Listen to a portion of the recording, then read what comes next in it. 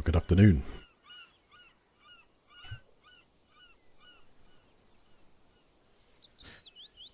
I hope all is well. But not in Chernarus. A lot happens on this map, you know. Just as things were looking so free and positive and then just, you know, left it alone.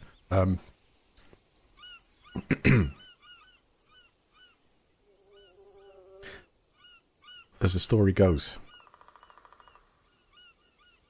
and I'll try and shorten it. As the story goes, another virus has been leaked. I know. Oh, I know. It's not another one. They keep doing this to movies and games, don't they, do? Where the hell are we, actually? I woke up in the back of the van. Petros has started setting up, and there is me just left in it. 1 second. Tell me this is actually working. Good. I now got preview. Excellent. Wonder where that was going. I'm in the studio and the video hadn't started. Even had started. That's good to see. Anyway, where were we? Yeah, there's been a leak again. Another one of those labs has put out something or other which has turned the majority of the population. It wasn't just a cold. They gone nuts. And we've had to move out rapidly. This is all we could find. It's pretty nice, actually. It's got God, someone needs to clear up here, seriously. Never trust Petros to sort stuff out. It's pretty nice in here. We've got all the amenities. You got a wonderful, you know, sweeped up front room. And particularly attached to this view out here, which, I don't know, is that somewhere in the Scottish Highlands or something? I don't know. We've got a cooker. A fridge freezer, which I can't read the note on, but it looks like some kind of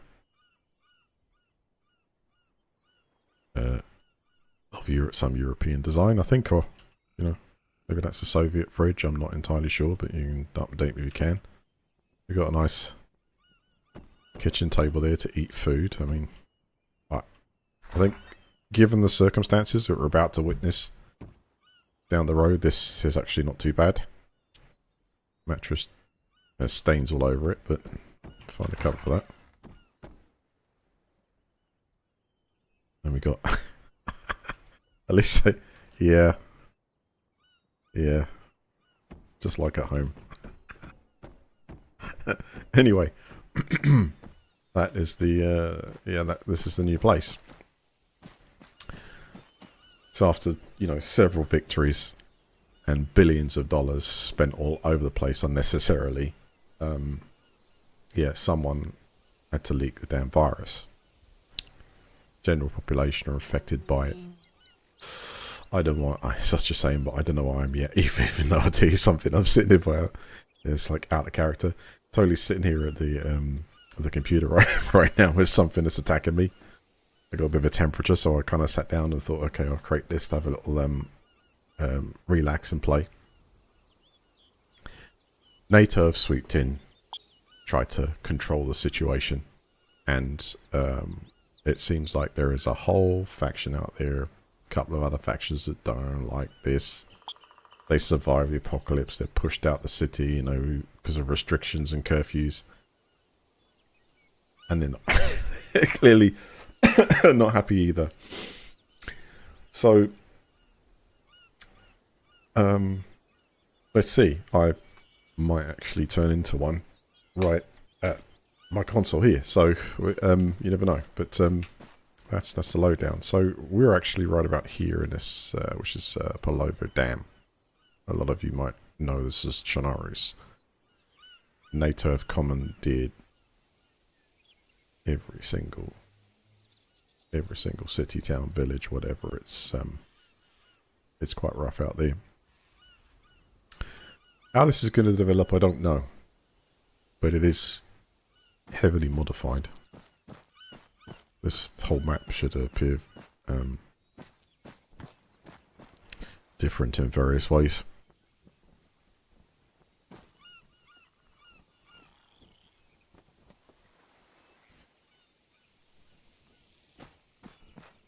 It's got the basics sorted. We've got firewood. Oh, here's the outdoor toilet with a classic book, Jonathan Conrad, The Green Inferno.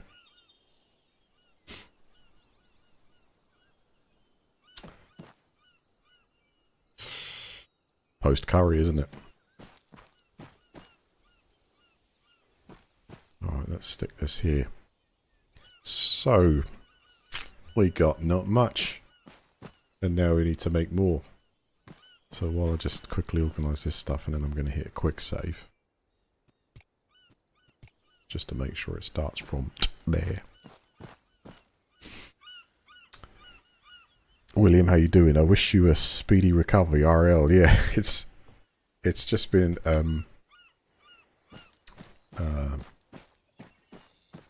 yeah, my girlfriend's got it, daughter. It kind of like we seem to be a day apart with it, so I kind of know what might be coming. But it's kind of a temperature. Yeah, I'm feeling a bit sweats. I'm just hoping it stays a hell away from the lungs and throat and stuff, but it's doing something. Feels a bit icky. Alright, Petros, my friend. I'm going to move... Actually, you know what? You can stand right out here, because I really don't know what the risk is. Usually I'll take you inside, but you said you were taking me somewhere remote last night, and I'll tell you what, definitely was. What this? Grain? That's what we got for flipping dinner. Oh my... Right, I need to go and have a look out there. I'm going to take a weapon, what's available. It looks like from what he's got, we're going to start with an SKS, which is wonderful, because it's a high-powered rifle. That is going to do it. We are the... I didn't make up the name, okay? Whoever devved this must have been feeling down and started a faction off called the Loners, so it's an obvious choice, wasn't it? But we're not, obviously not alone. Obviously not.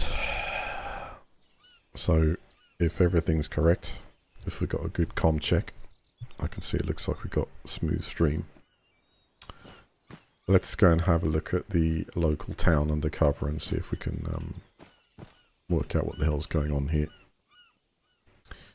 This version of Anti-Stasi Ultimate is running quite a few mods, and it's got its own, unique style as we've seen in the past, various different things, and the way it deals with, it feels like even more factions come to attack you, possibly. A lot of twists and turns, but I like that. So I'm going to put, actually, I'll take the backpack just in case. There's not much I can put on the moment, so if I can put that RPG in the backpack, that's a one-shot wonder. And in the uniform, I'm going to get ourselves, let's see how many I can put in there. 70 rounds is a lot. And of course, it's the weight add-on, and maybe a couple of grenades. Trust me with them. Just going to add this at first. Keep the attire on.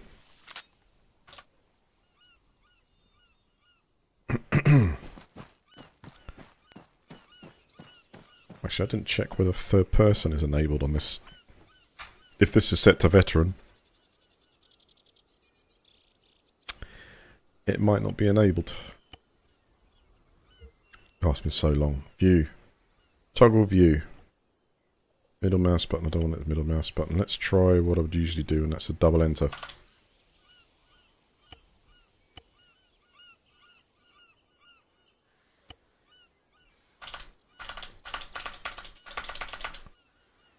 Okay, maybe that's veteran on.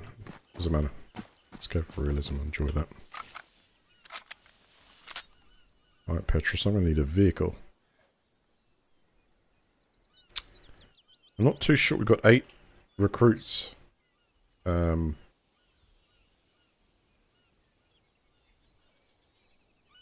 might be worth taking a couple with me and a medic. Let's take a rifle and a medic. Be advised. Reinforcements have arrived. Reinforcements have arrived. And they come with SKSs, that's brilliant. They might not have best of aim yet, but you know, it's good to have that kind of power. Goes through body armor.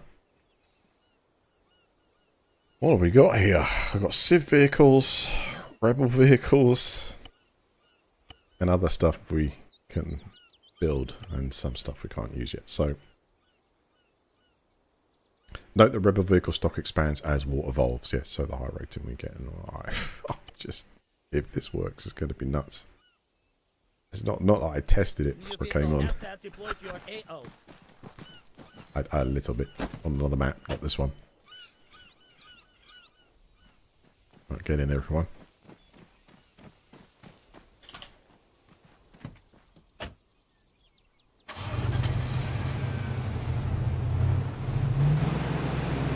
What does it say? Undercover not allowed?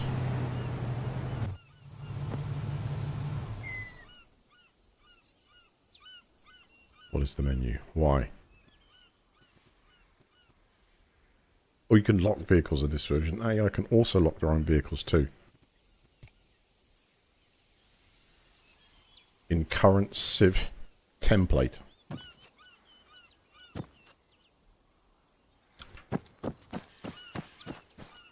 What the hell does that mean? Do I need to wear something different? I'm not going to be able to cover if I've got my whip out.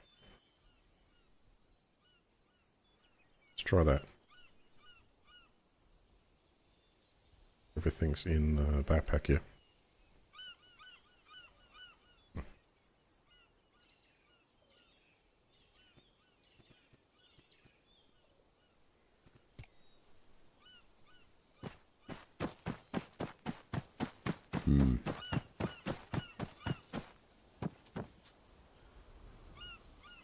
Alright, let's wing it. I was hoping to go into a town maybe and just kind of work out what's going on, but I think we'll do that anyway, just see if they start shooting at us.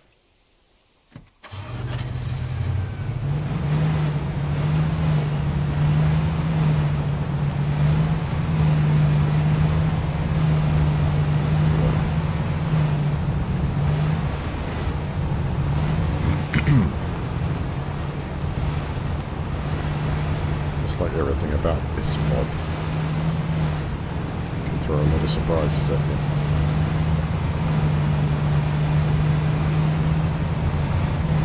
I still kind of remember where I'm going. And I also know that there could be a resource point somewhere near here, which would be defended by NATO. With no markers on the map of position, I'm saying this is on veteran, hence it's cancelling out my third person. It doesn't bother me. I don't know if it bothers people watching. Let me know if you hate first person or third person. I just, for me, it's much more immersive in first person. Get surprised a lot more. Well, I'm seeing some houses up front, so I'm going to stop round. About here. For a second, I thought there could be some kind of military position up here. I don't think that's true. There can be roadblocks, of course.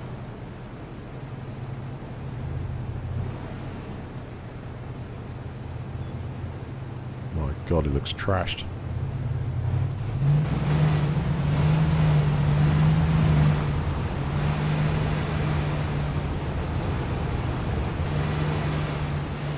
So we're entering Nebnobo.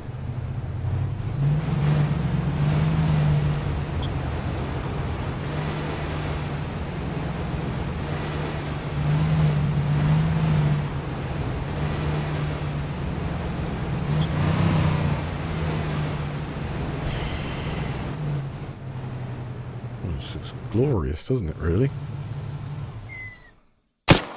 Whoa! What's she shooting at? Высаживайся. Oh, flipping zombies, okay. Yeah. What?! Right, I can't see a thing because something just shouted, you take me out, hold on.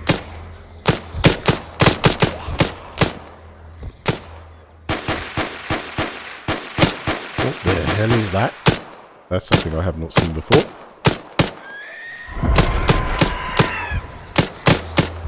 My God! The crawler!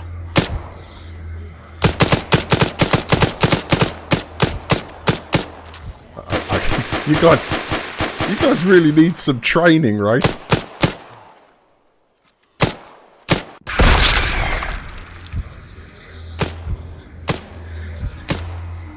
Did my head just go pop?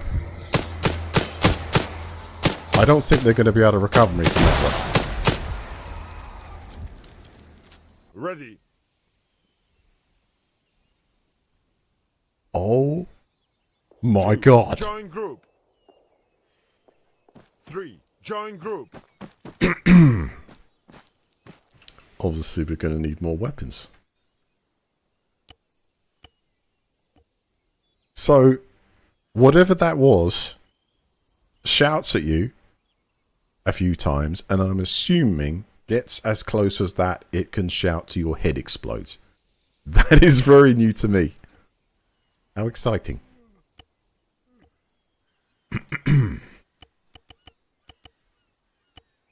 This just got... Yeah, this got pretty interesting, actually. I should have shot it with the RPG, shouldn't I? Should just not play about. Just get rid of that. Get rid of that thing. I was assuming it's just stunning me, and I was like shooting. I think, how many shots does this might be take? Like, you know, right? Let's delete that, and then we're going to save. Call it starter. I think it's the combat fatigue, because I can't go undercover with that, but then I don't think the zombies are going to particularly care about that. There's just to move and shoot you, but there's crawlers as well, isn't there? Cool variety. Even the animation of those zombies is going through my head is different. That's really cool. I'm going to get back in there. Hopefully I've got enough to get a vehicle. And we should be able to pick the other guys up along the road, because they're still alive, apparently. Right, we'll do that again. And I think whatever that was after my head popped also exploded in some fashion. Like final finale. Right, let's get back a bit.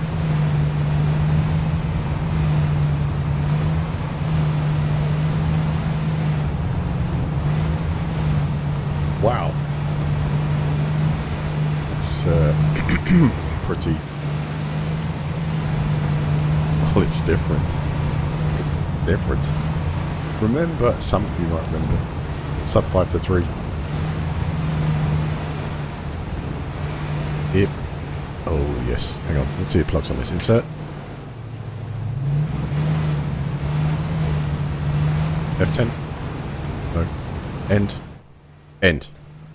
Yes, sorry, the engine stuff's pretty loud. I might stick a bit of a buffer there or adjust it later. Anyway, so... What a difference.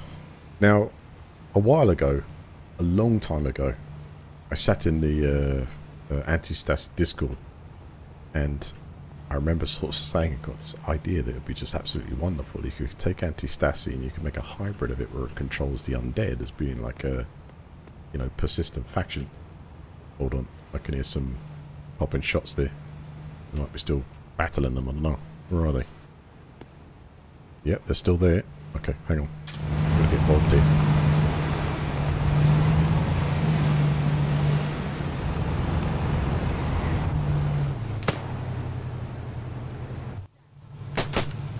What's the sit rep here then?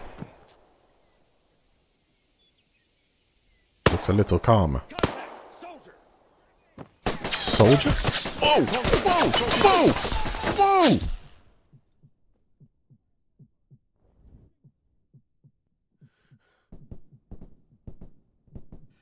Please help!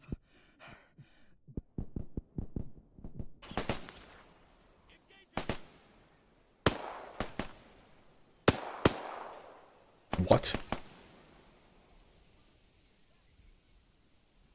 Now, I thought I picked up a different gun. 0, 0, They're still on... Are they alive? 4, 8. Fuck! Man down! Ready. 2. No, that guy's dead now. Sphanis is still alive. 2. Return to formation. But we don't have radios yet, so they don't know. Alright, third time lucky. And I'm going to stop just outside of town and start shooting if I have to. Of course I'm going to have to start shooting. Incredible. So due to the disturbance, if I look where we're going down here, and there's a NATO outpost down there, so I'm assuming a patrol has now entered into Pavlovo and has got involved with the situation. So how many have we got? 6 more. Let's recruit some more units then. Oh, wait a second, get to car first.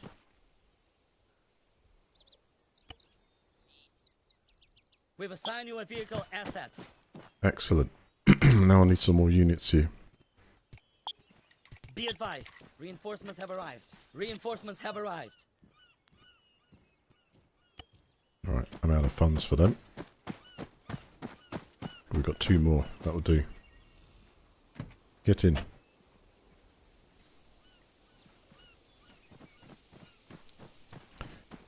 Let's make sure they're...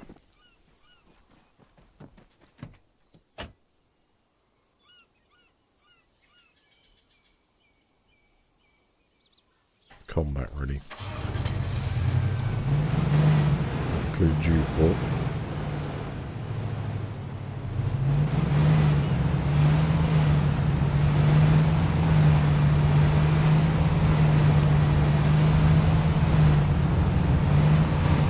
I had no idea that wasn't a friendly there.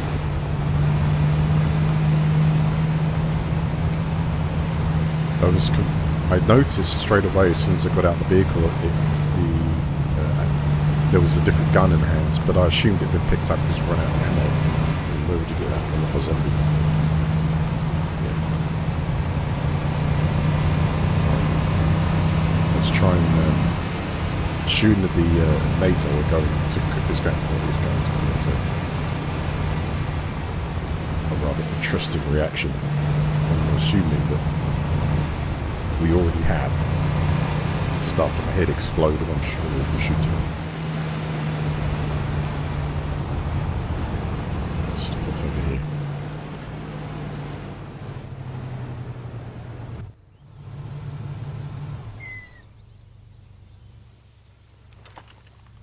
Disembark!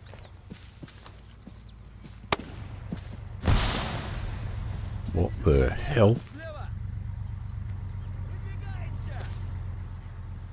What? That's not us. Oh my god!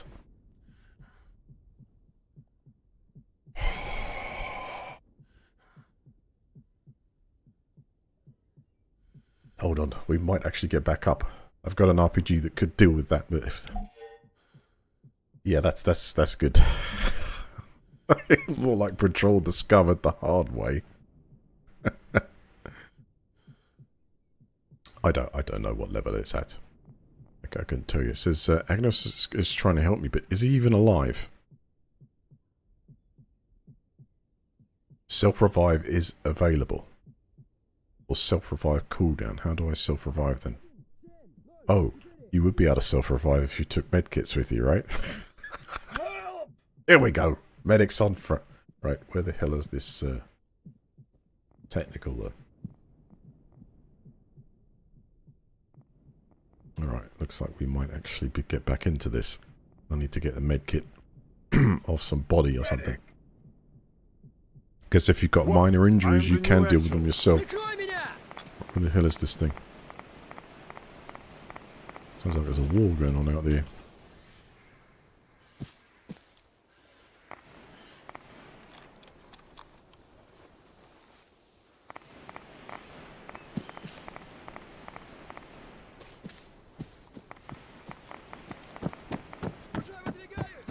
The problem with these type of technicals is they sniff you out. They can just, you know, completely obliterate an area. Wow. That was a sniper round. Just went close to me there.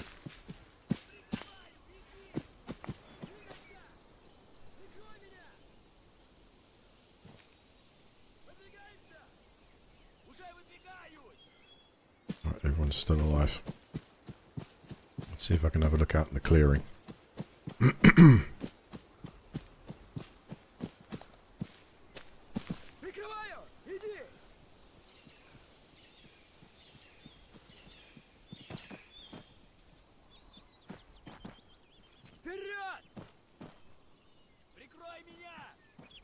Who's that?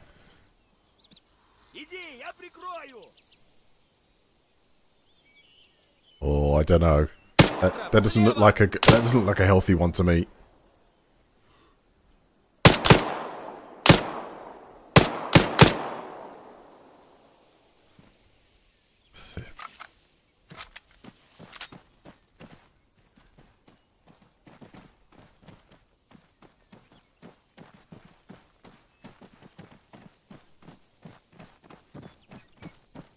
Right, there's one of the vehicles.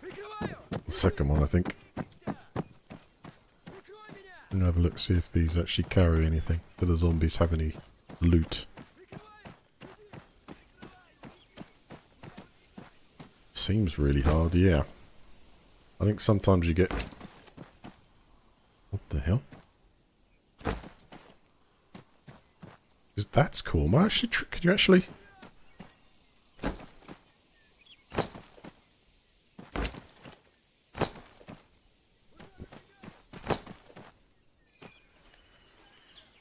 That must be my advanced movement is spacebar.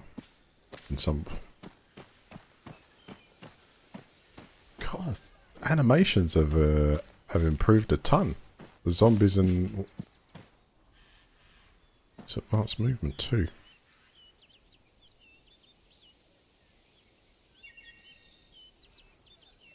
I can't help but go in. I'm going in.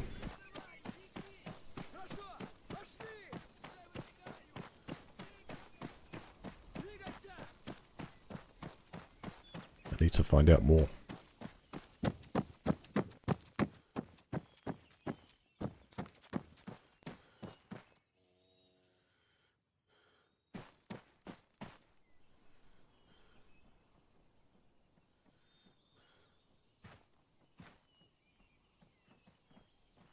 Well, it looks like at the moment NATO left.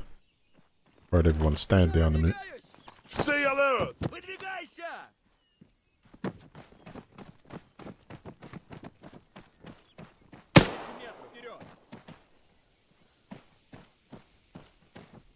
Probably a zombie, but I need to get one of those military guys.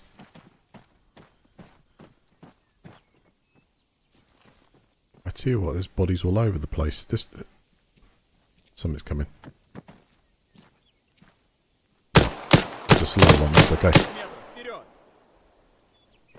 The animation is so cool. That's heavily upgraded from what it used to be like. Interesting. Oh, it's because that's my action button causing me to actually do a bit of a ramp there. Right, let me get the first aid kits and med kits out. That would be a good idea.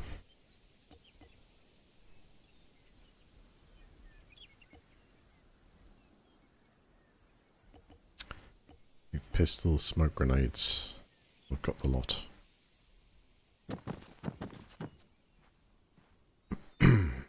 Right, is this one of the... No, it's part of the crew.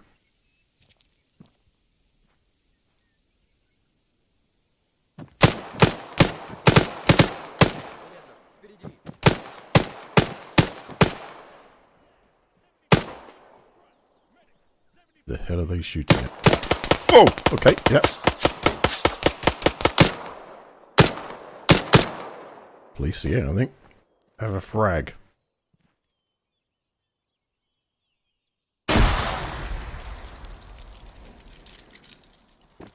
One just around there somewhere. Oh, that was a bit of a... That's a bit of a lame throw. How about we duck? So does that mean I can climb stuff? No, that's selectable option. Hmm. I'm going to have to work that one out. There's something on movement there. You hit spacebar and it kind of like just plods over.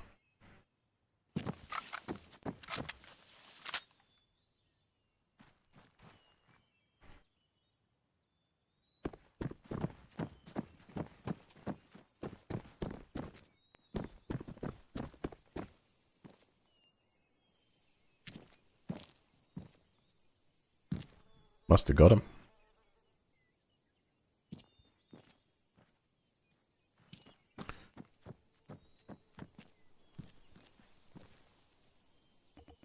Okay, that is a certain amount of armor, so I'm going to put this stuff onto the ground and take the tac vest. Not really interested in the shotgun at the moment.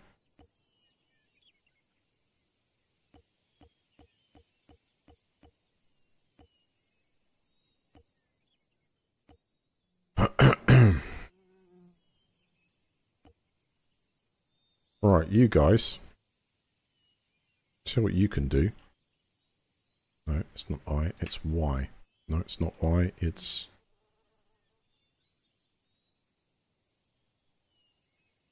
not you. It's Y. Okay. AI management. Get them to go and rearm, reloot. Pick up whatever you need.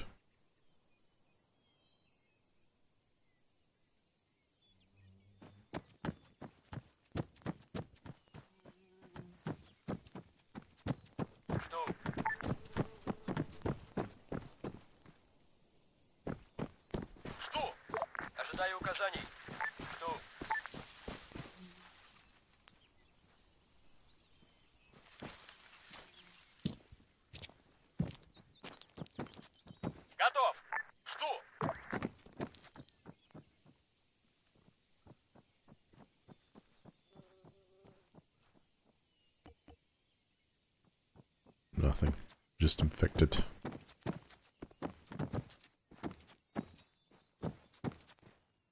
So is there anything of military significance here? Oh, it's been... NATO have been through it.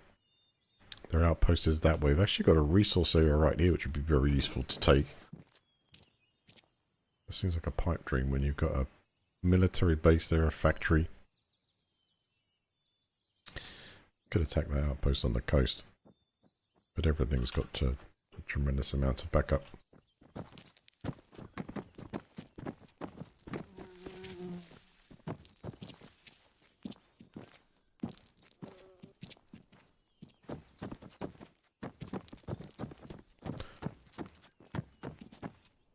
What on earth is this? System, probably what it says on the tin, but I assumed that was just clickbait. No.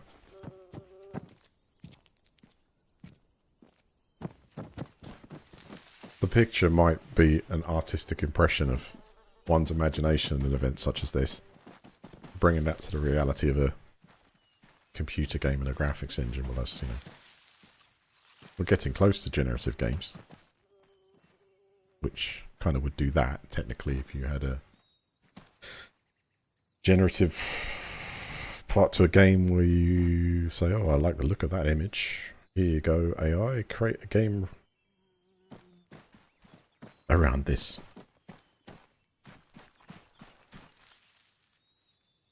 But I can assure you I've not tried this before. But I've tried to look up mods that would somehow bring the apocalypse battlefield together.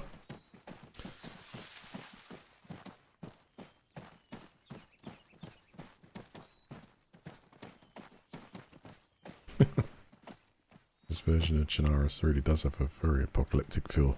Trashy feel, you know?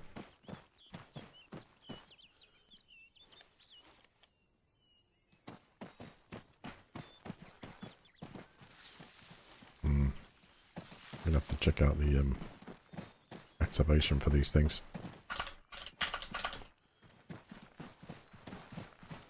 Right, let's get back in the car. I don't see any Petronian missions yet. I've got a rival faction that inhabits a small section. Oh, what is this? Snowy mountains.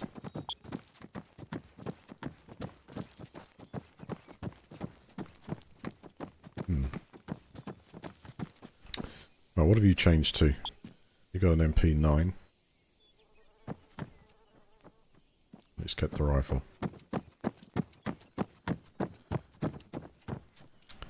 How can one be useful?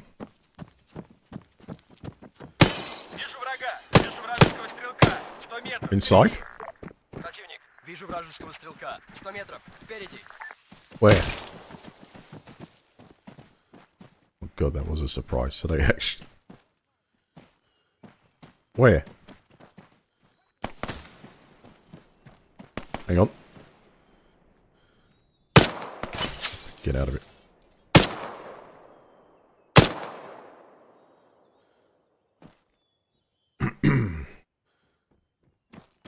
Go and see if we can recruit and interrogate them. Now, something I saw in the settings which is a little bit different. AI can't make games.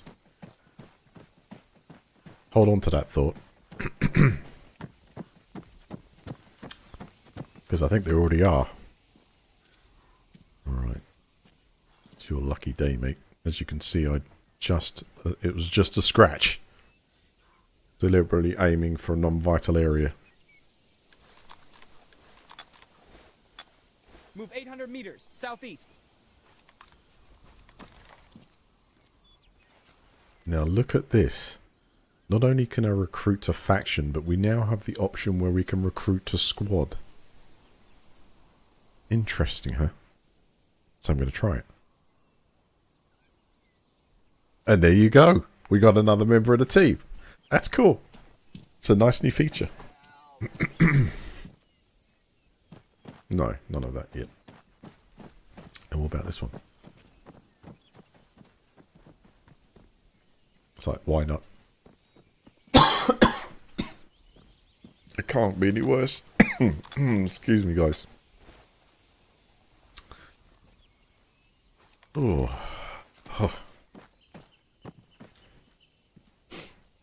Alright, let's see if we can get 2 here.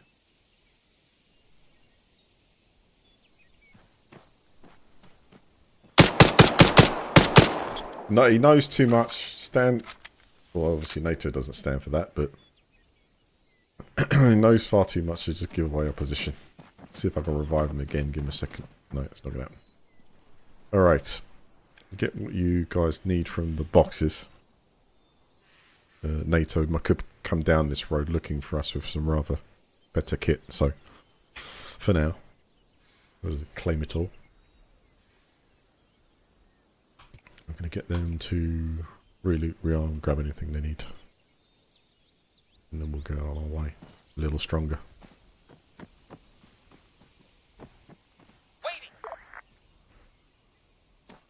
Right, so when you recruit them to your team, I mean, what if he turns rogue? And once he's recruited, it's easy where you point that. So you recruit them to your team, they're on your side, but then you have to make sure you rearm them. Great, it's got grease gun.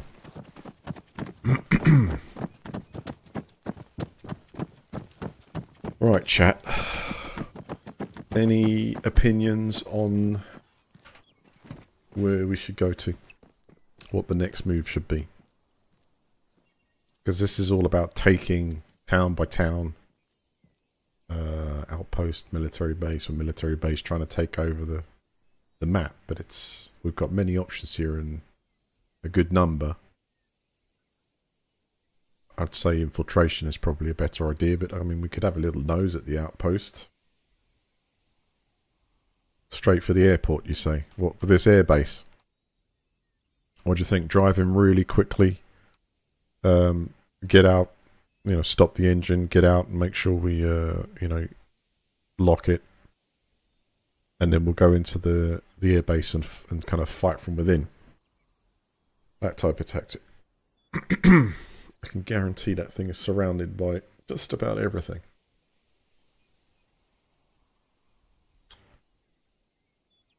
Undercover move would be the best, but I don't have the gear for that. Could try and go outpost, then somewhere else if the victory is sweet. You never know, the initial thing going on with the zombies here might pulled a few guards off the front.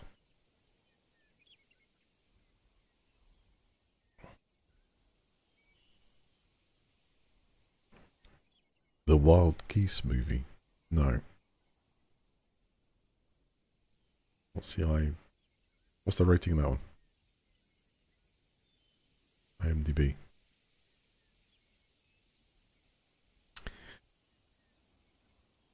Let's go to the outpost then. Everyone in.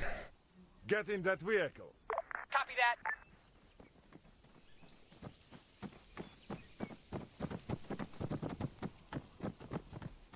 Ready. Ожидаю указаний. Жду. Bingo fuel. Докладываю. Топливо на исходе. What? Probably a leak or something.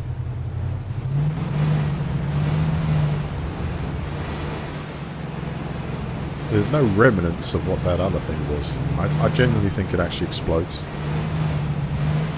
How devastating that is. Or it could be a gas cloud or something. I just don't know. I just know it screamed at me and my head bopped. Not amused.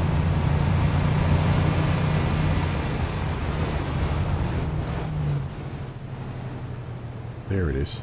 Much closer than I could even... Right, let's get everyone in a bit of stealth mode.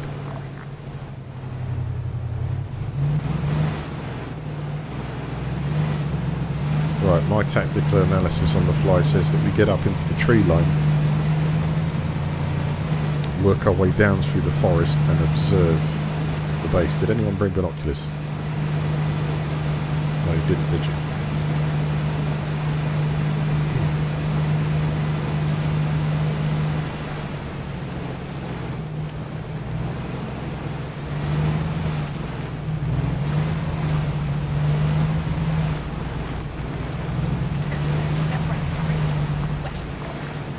What?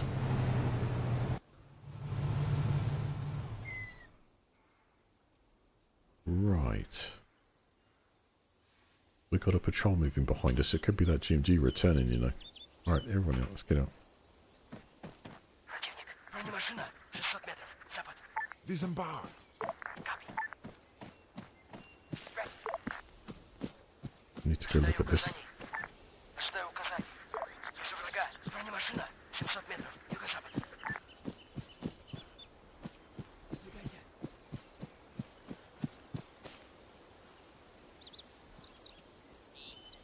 Иди, я прикрою. Still on the road.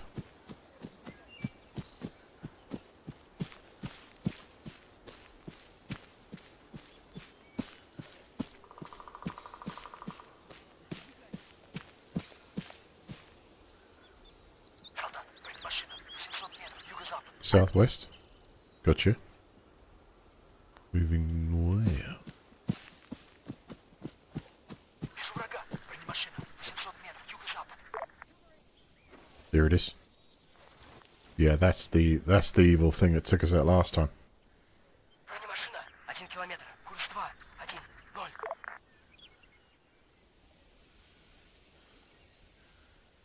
0. Don't know. We can like pipe this thing up to see the zeroing on there. 1 километр. Курс 2. 1. 0. No.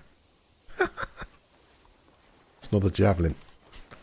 Alright, we'll continue on and at least it's heading away.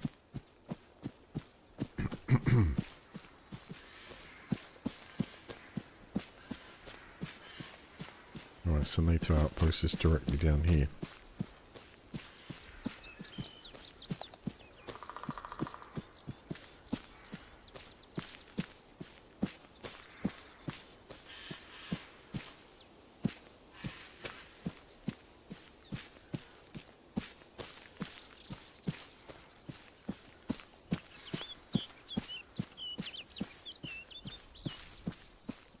Открываю. Иди.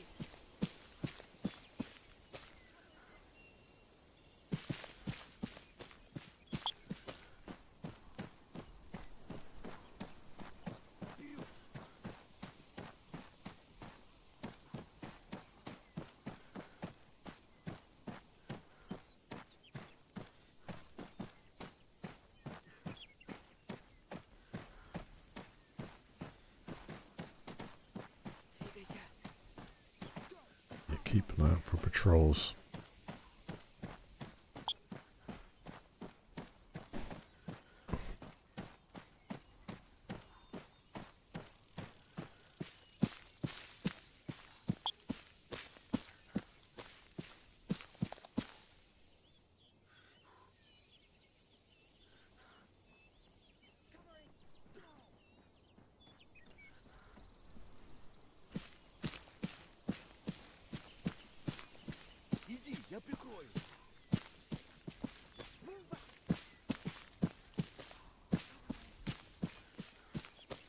I'm just wondering what is defending this. At 495.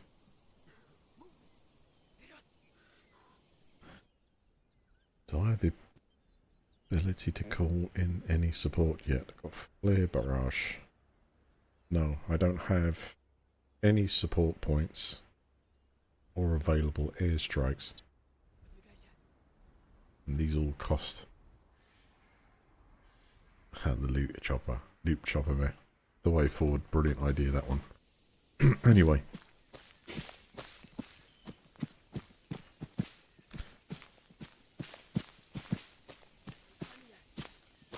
At the moment, I'm keeping an eye out for patrols. And I really want to know what the perimeter of this thing is like. I've got the AI set to stealth. So they should behave like that. Unless I'm in immediate danger, they shouldn't just, like, shoot at something. Should understand the concept.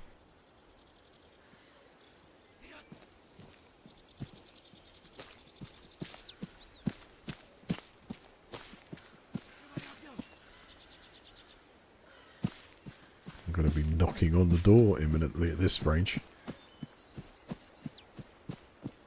I wonder if there is some kind of roadblock.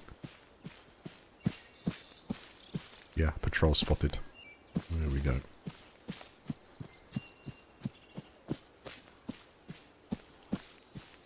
See, these guys have got body armor and such, and also range. So it's like you want to somehow be able to kick off the fight. And also the guys on my team at the moment are not the most accurate. Until trained. It looks like this patrol is actually working its way here. Let's get down.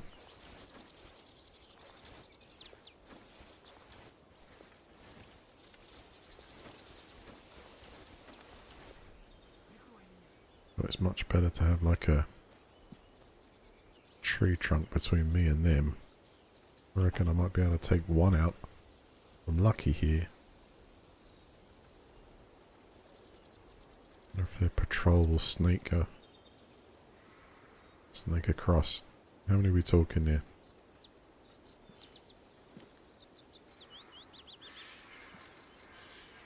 6? Well, that's interesting. He's staying still there. They are. Oh, there's another squad behind them. It's been right next to a base. It's going to call in hell on earth, I'm telling you.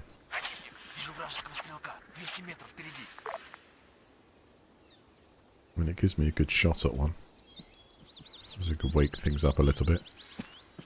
There you go, one down. Let's see if they can work where that came from out. Oh yeah, they did. Contact. Whoa! 100 meters, right up ahead. Oh, I thought I got teleported or something.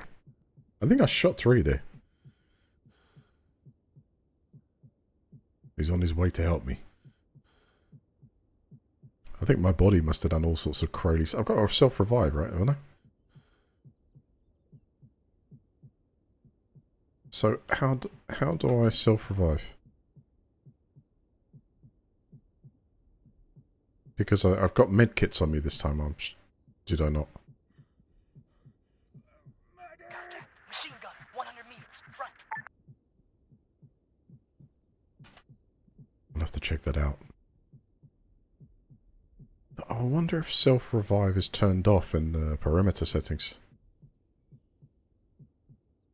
I think it, just thinking back through the list, it may well be deactivated. One, taking command. Alright, let's work with the meds there, Doc. Appreciate that. Yeah, I think it's deactivated. Which makes it even more of a challenge. That was very cool action by them though, huh? Fall back. Вас понял.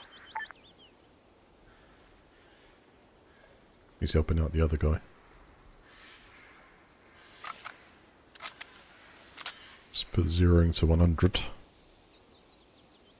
Can have another go if I can. Covering! Go!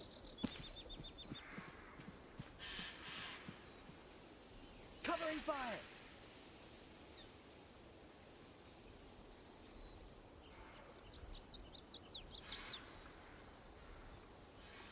Well, I'm gonna have a little look. I don't see them. Oh, now I do.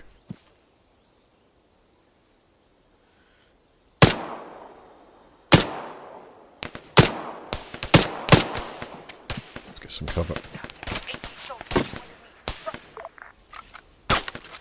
Whoa, whoa, whoa, whoa, whoa, whoa!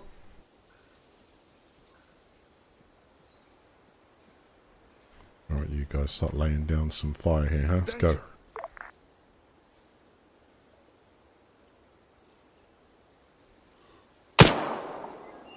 One there. Rifleman, Got him. 100 meters, front! Rifleman, 100 meters, front! Man, 100 meters, front! Well, shoot him then.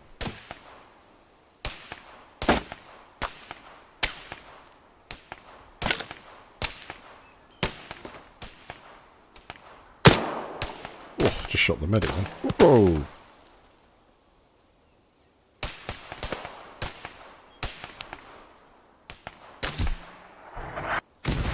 Uh-oh. Order, one click, north! Солдат, 200 метров, вперед! And these guys are good. Move in position. Cover me! Солдат, 200 метров, впереди!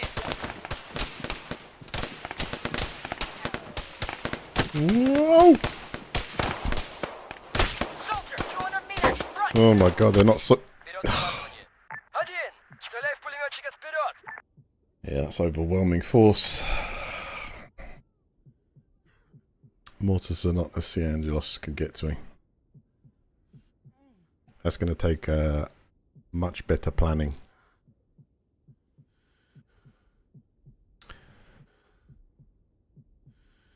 I'm not entirely sure why the AI on my team don't seem to be firing a single shot though.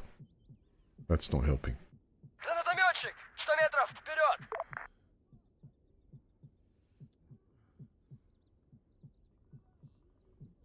They're even still alive. Oh, it's helping me.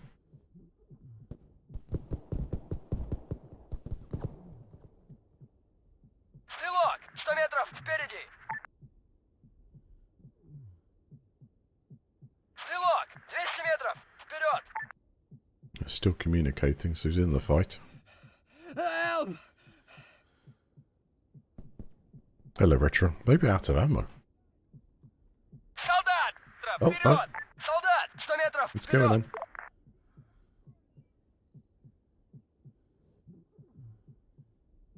We did get ammo. Pack some ammo, right? Please help!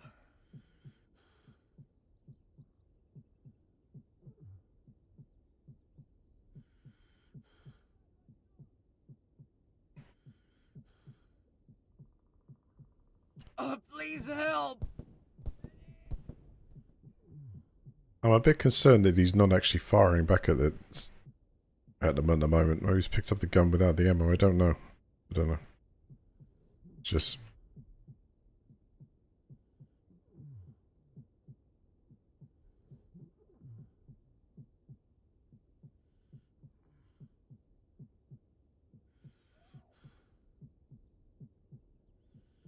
Come on, buddy. Врач! 100 метров! Вперед! Contact medic. Always Wait a minute, I'll patch you up. Oh, now there's no AO units help me. How? Medic! Hmm. So it's stuck. Please help! I don't think you can do it on this.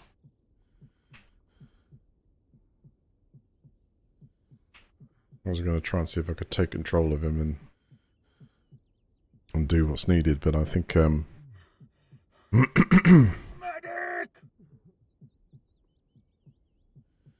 looks like a crew came from the. I don't think so. You don't trust trust it from me. That's a completely false kind of title. I think it it certainly needs some updating to become something that warrants that title, I believe. Help!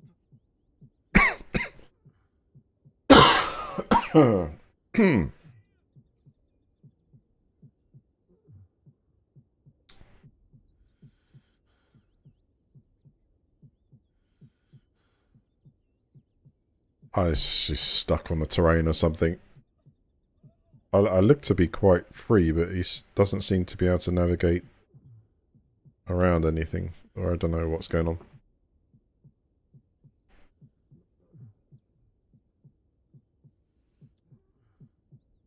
Probably better anyway.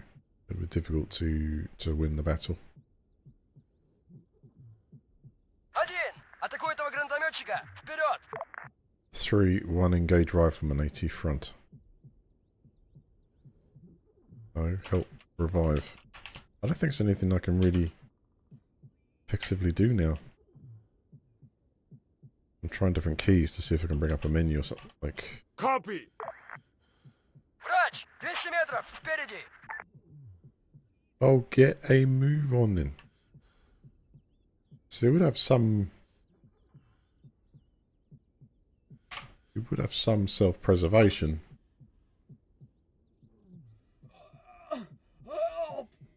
Come on, man. Yeah, the only one I can bring up here is like Cannot fire. this.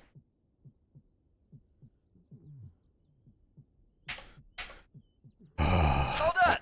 200 You are метров! now considered AFK. You may lose commander status if an election is triggered. Oh my god, they're going to politically oust me already.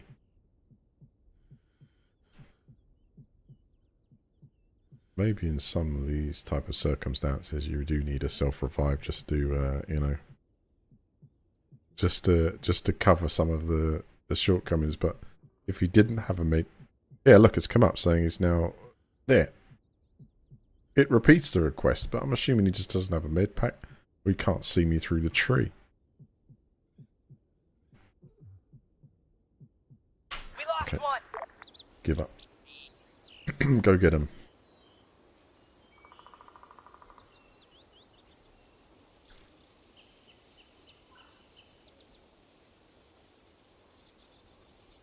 One. Taking command. Waiting.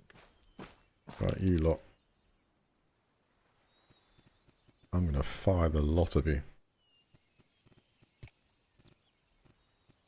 Where's the fire button?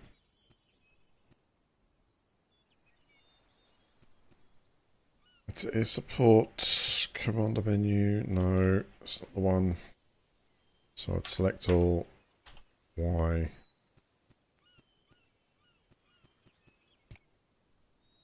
No. Vehicle, that's useful. Clear garbage would be the right appropriate but Chef, open command menu, resign.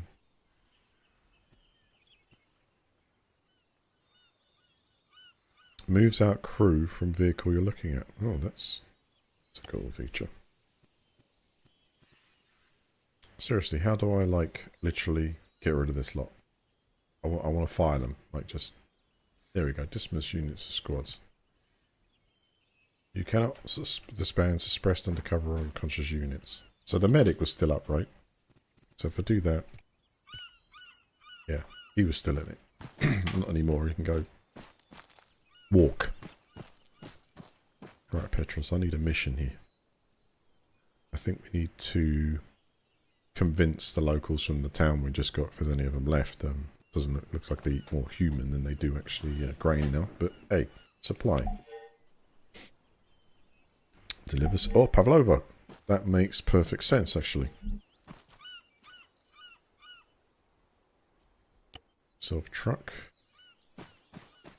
New vehicle asset deployed to your AO.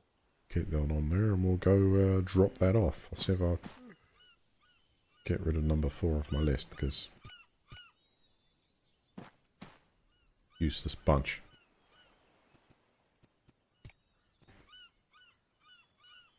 Yeah. What have I got? 36 left on this one. Join group. I'm going to take it myself. Get a loadout. And add medkits to your loadout. So I'll get a backpack. And let's put medkit. Cut the first aid in there. Then save it. What is the quick loadout button here? Oh. Is that my previous one?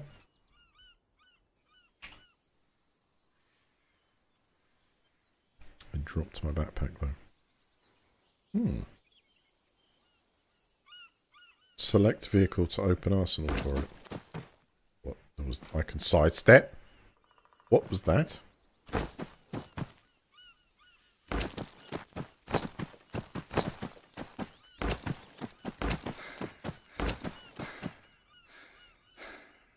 This movement's unreal if I could control it. But you can... Space you can kind of dart forward at something. Not that one. Because if I look at it and press it, it counts as a select. Okay.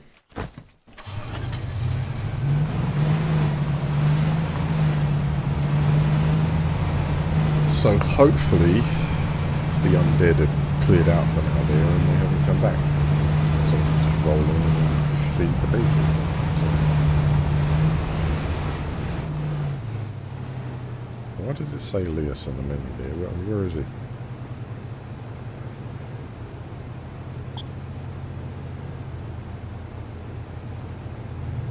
What's going on here? Get a bike.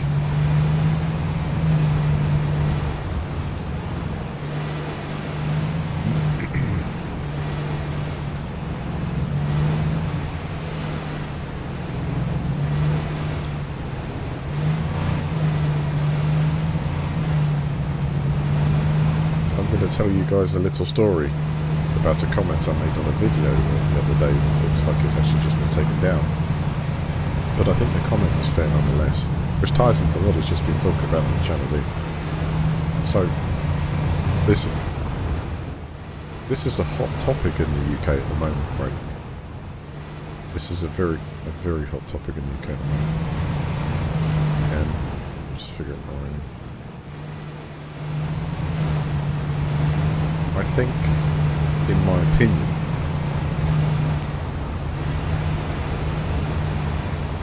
we've got to stop talking about these stupid numbers. Okay? We've got to stop talking about a few thousand people, which is a fraction of the amount of people that come in and out of the United Kingdom, right? It is a focal lens that's being put on this issue politically, which is something that's been happening since the United Kingdom became a rather large trading nation. And how do we become a rather large trading nation? Well, people from all over the world go in and out. That's just how it's been. Uh-oh. Someone's going to pop at me there. This is not that easy. Yeah, this is still very much an active zone. I've got to take this to over here, which is like right in the center. Let's just wait a second. Did I bring a rocket launcher with me? Oh, that's not part of the loadout. I needed that RPG. Okay, let me finish what I was going with this, okay? Yeah, the car is too loud. I'm sorry about that. It's the earplugs thing. It is loud in the game. Right. While someone clears out the zombies for me, which, you know... Hang on. You see that's the window there? I've got to watch what's going on. Something is. Okay. Here's my take on this. The focus is all wrong. The rhetoric is all wrong. Thanks to our stupid governmental politicians, you know, the way that they're driving this home is they're focusing on a handful of people on boats each day, which count to a certain number of hundreds, and then maybe, you know, 1,000, and then works out to tens of thousands over the period of a year, right? So it might be 50,000 or something like that. Okay, that's not where the focus should be. The focus should be, which is the point I hit on the comment on the video which I put on the other day, which seemed to go, I would say, in nature of viral. There was hundreds of people basically commenting on my comment in a very supportive way to the idea I was putting forward. Is that in the United Kingdom, I say I would campaign for equality of treatment. And the angle I put this to you is this: if the United Kingdom can afford to feed people coming in on boats or whatever with 3 to 4 meals a day cooked for them, provided with heating, provided with refuge and a place to stay, then why have we not been buying hotels for the 400,000 people on our streets homeless looking for a home? Why do we not feed the 5 million children in this country that do not get 3 meals a day like that, let alone even at the schools that they have to attend? They don't get food like this. Why do we not feed the people in our own hospitals with the same 3 meals a day that we do, instead of giving them £1.50 or £2.50 budget to feed them for an entire day, and their families bringing food in to try and supplement what the NHS can't provide them? Why don't we feed our own armed forces with 3 meals a day of such quality that would fuel them to be able to defend our nation? Why do they have to pay for subsidies and through the hoops our police force and everything like that? The very people that we keep law and order don't get 3 meals a day like this. I couldn't give a shit if 100, 200,000 or 10 million other people coming to the United Kingdom join themselves and pay taxes. What a wonderful event that would be. It's a deliberate focal point for us to sort of get mad at a particular area of people. Let the authorities deal with the problem of finding out if people are generally who they are and hopefully do not want to do us harm. You know, that really is a practical thing to do. But for God's sake, if someone from a homeless fraternity approaches one of those hotels, they should get a room also. Should get food also. This is the embarrassing part of the United Kingdom. This is the embarrassing part that's not addressed, that we almost have 14.5 million people literally living on the poverty line who choose whether they're going to heat their place or eat food or food banks and all this bullshit crap, which is nothing like the treatment you get when you get off the boats. It takes some people 2 years to get a house in a place, for God's sake, bouncing from hotel to hotel with the authorities, and yet all of a sudden you come over on a boat and you got yourself a hotel and clean sheets all sorted out for you, and we'll keep buying the hotels up around the United Kingdom to cater for this. So that's the problem. That's the embarrassment about the United Kingdom. That is what is missing, is the equality of it all. I'm certainly not going to point the finger at you if you come from a place of problems and you see the promised land there. You're going to go for it, whether it's in the United States of America or somewhere where you see there's promised land and there's like sort of something special going on. Everyone's going to fight tooth and nail for that type of thing. But for God's sake, in this country, look at what we've done. Our services are crumbled. We've got like 14.5 million people who just can't make it, and they would love to get free heating, accommodation, and 3 meals a day. And that's where the anger should be vented at. The anger should be vented at our stupid government allowing our economy to be absolutely sucked dry for just a handful of people. That's really what we need to do. So I hope, what I would love to see is I'd love to see if you're out there and you're homeless or something like that, you can't get a place today, you group up and you go to one of these hotels and you damn well friggin' demand you want a nice room, place to stay, and 3 meals a day because you are a citizen. Those are people that are hoping to become citizens, and some of them will do. Some will become citizens, just like to do, in and out of this country from all different countries. You can get a route to become a citizen. But as I say, that's the embarrassment. It's not the politicians when they're just trying to drive you to a very small figure, which means nothing in the grand scheme, to be honest. This is going to happen all over Europe and everything like that because people are moving away from not just climate crisis situations, but situations of war. And they know it. It's just such a stupid focal lens. And seriously, it's going to boil. I see it's going to boil because people are adding this up.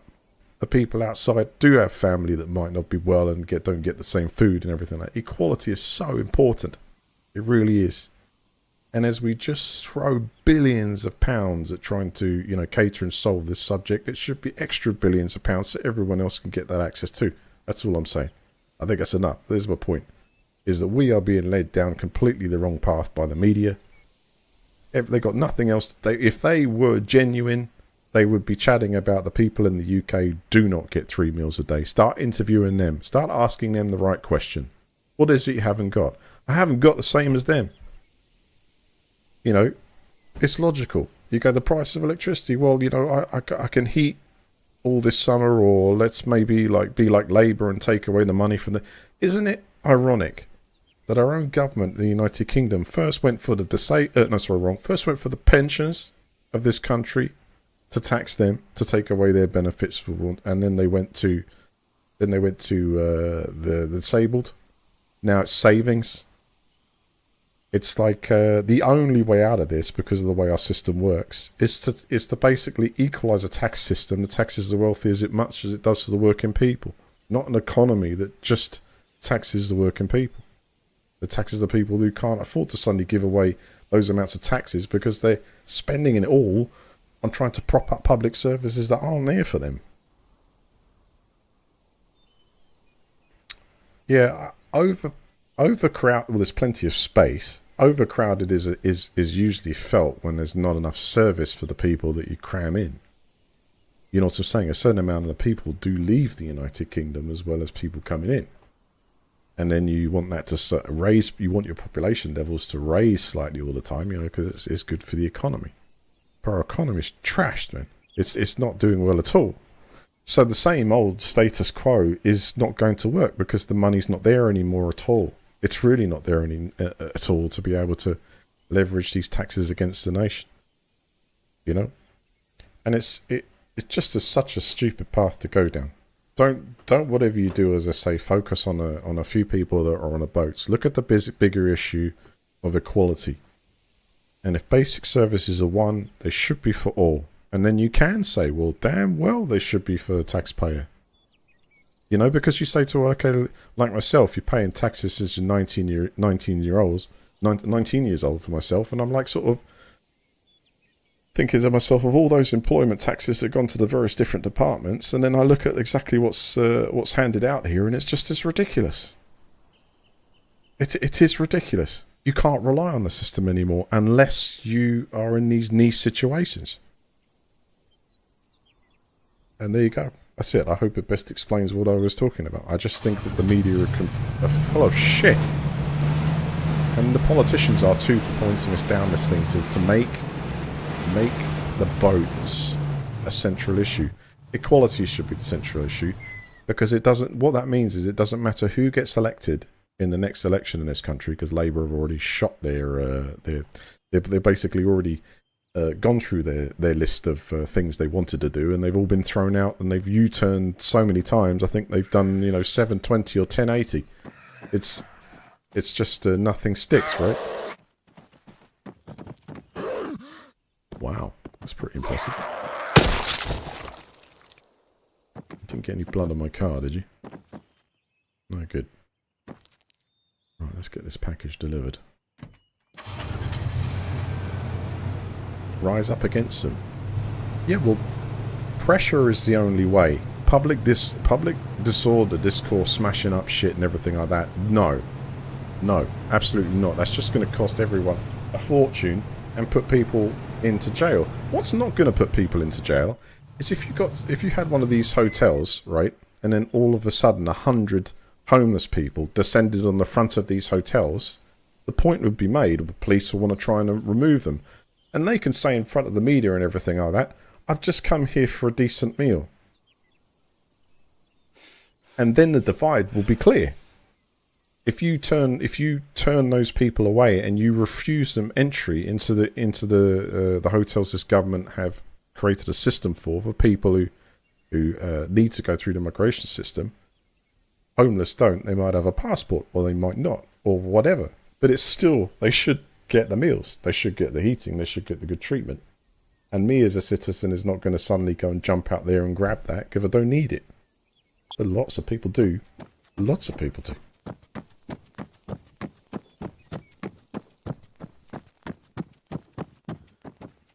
I mean, just imagine if, just imagine this, guys. I just want to say, just imagine this. Just imagine if you look at one side of the thing for a taxpayer, for basically the majority of his working life stands there and gets a handout of £7.14, and then someone who comes in here on a boat would suddenly get a place to stay and all the other amenities that we've quite seen on all the videos. You know what I'm saying? It's heartbreaking to look at the two, to say, look, you've got to survive for that and you probably will have to sacrifice everything for it. Or on the other side, you know, and by the way, the training you get on the other side is non-existent. We're going to split you up into things like having you know, it's not a centre to find you jobs. We then send you down the route of basically going down something called Restart, where we'll have you in for 5 or 10 minutes a day and we'll teach you how to click on an extra link on a job website you did anyway. I mean, it's and that costs hundreds of pounds. And yet you're not supportive with courses. Yet if you come in from outside, and again, nothing to do, the disclaimer is I'm not begrudging anyone from getting these opportunities, because hopefully it works out that they do find their way. But what I'm trying to say is that how can you get a course, language courses? How can you get to support in college? How can you get living wage? How can you get your accommodation paid for? Accommodation found, accommodation paid for, living wage every month, and some of them are even working UBOV drop-off points right outside these hotels, big sticker on the side. You know what I'm saying? And they're not meant to be. They're meant to be going through a process. And it's like, there you go. Citizen of the United Kingdom, £7.14. Citizen of, you know, coming from there, everything you need to get with no pressure.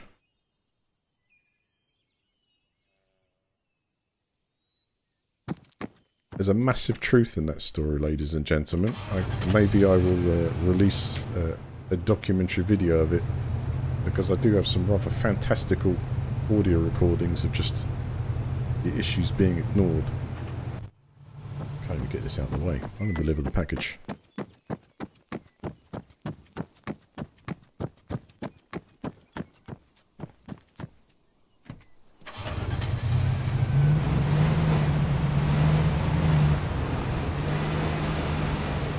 The video I'm talking about, which I put a comment on, I think has been taken down by YouTube, I'm sure, because it didn't seem to me to represent anything out of order. It was called 4 meals a day. And as I say, that's the video that I looked at and I realised, hang on a second, you know, I've never seen anything like that offered to me or anyone else before, actually, at home. So that really did pique my interest. It looks like it's actually taken down. I was getting like notifications on YouTube, like in vast numbers. There was hundreds of people responding to my comment. AY Audits, the guy's called, does some live streams and bits of people. He goes to hotels and he basically audits them and asks questions, and take it whatever you like. But it was this particular one that came up, which is called 4 meals a day, that he got inside and I could see what was being served, and people sitting there with 3 plates of food. And I was thinking to myself, holy shit, we got people, professionals in this country that have got like 1 or 2 jobs and they're still having to go to food banks. How fucked up is this? You know what I mean? It's like that's what really got me.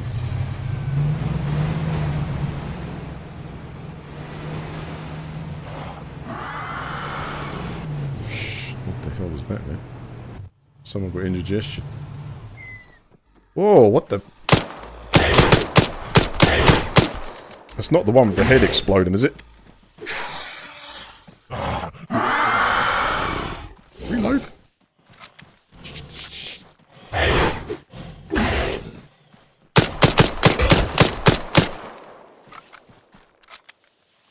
Well, that's new too.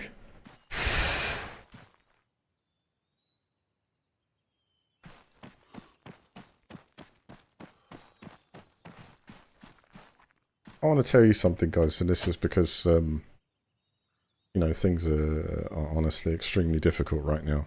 And I'm documenting a lot of it, and I'm almost at the point where I plan to make a video out of it. But we're going through tremendous changes with even things like creation of CVs and job applications. See, a lot of people are just turning to artificial intelligence to do it all, not just the job searching and application on the fly. And it's an incredible thing to have to keep up and deal with, because you're looking at lists, you're trying to apply for things which you have experience and skills in, and it's like I would say probably about 6 months to a year ago, they felt there was flexibility in the market. I was getting like sort of opportunities. And now it's just seemed to have been wiped out in the IT sector. It's just unbelievable. And the science sector, and it's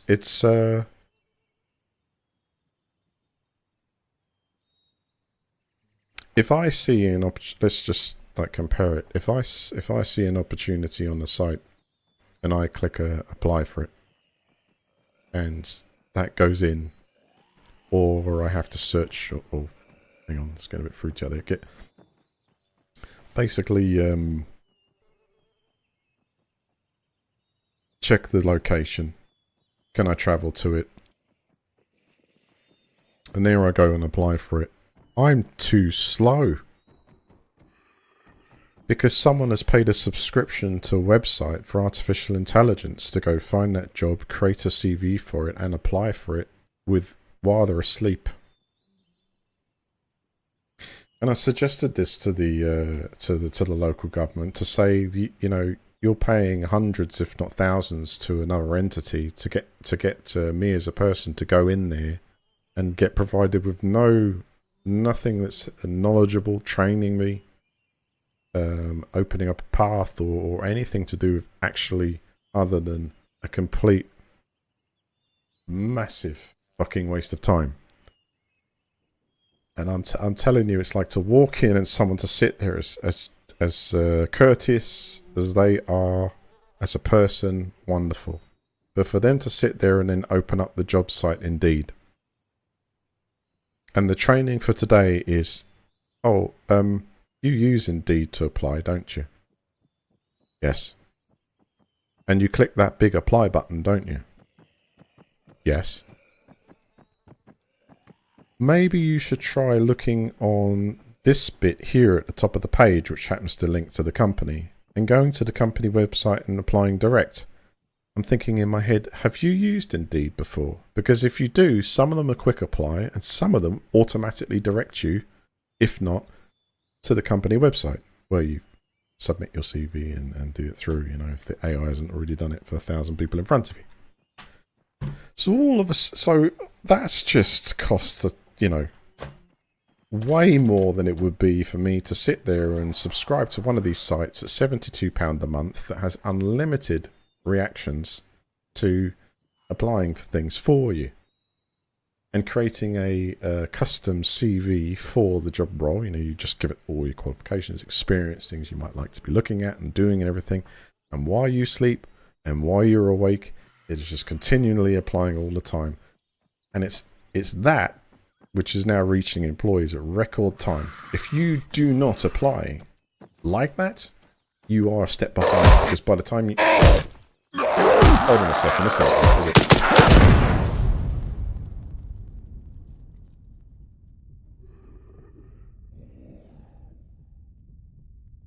Was that a ricochet? Did I hit the fuel tank?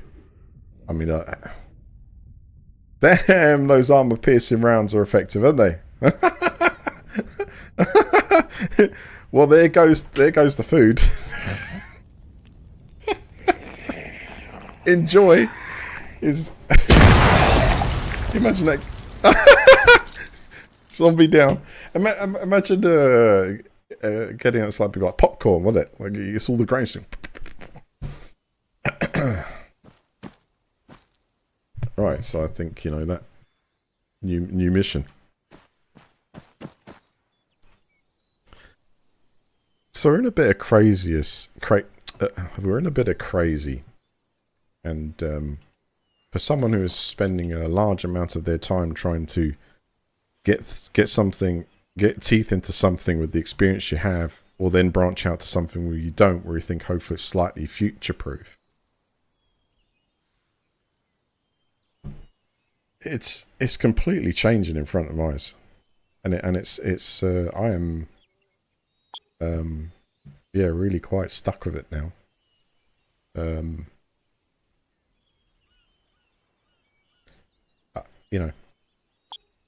Local government just doesn't. They're not even going to entertain that type of thing, which I think is Anyway, other side of things, asking a couple of employees who didn't make it. I didn't make it through to get the role, but I was interested to know from their side of things, how that recruitment process is now going. They're literally saying that they're putting these positions up, and within 30 seconds to a minute, they start getting things through. So then if you're a company that has already adapted, you've got your own AI which is sifting through CVs, etc., just to find, it knows what you want to try and find as an employee, and will match, look through the 300 to 400 to 1 that have applied. Maybe it's even crazy more now because of the speed you can literally get this done. So it's a wonderful thing in terms of what it's doing. And it is munching up jobs like no tomorrow. And from what I can see, and again, this time will tell on this one, but I actually think it's pushing the wages down on a lot of positions, because the company doesn't need so many, and the competition of so many people applying for these single positions is also means people take less. So it's having not just a negative on actual job numbers, it's having a downward pressure, making some of these job roles not applicable for the cost of living today, which is, this is not, by the way, this is not just the IT sector. This, there's loads of people coming out with PhDs right now that are like, they've been trying to apply for 7 months, a year plus, and they're unable to find something in the role they did their PhD in, and they realise that they're struggling to keep up with, with the way this AI application process is developing. It's like you're really trying to find an employer that cares still about the actual general. Is trying to look for like a more human CV, if you know what I mean, because there's a lot of sort of general duplication going on here as well, I believe, which is when I look at some examples, I think, yeah, that was done by a machine, but it's to the point where a lot of it can be extremely convincing. Just depends how good the service you go in for is. So I'm going to try that tomorrow. I'm going to go for one of these subscription sites, which is go for the top package. I've got to do my research into which one. ChatGPT has told me about 4 of them, and I'm going to try it because I am using AI to plan everything, to try and help with everything. But the competition is ridiculous. It is ridiculous, and the speed it's been done ridiculous. I mean, fair enough.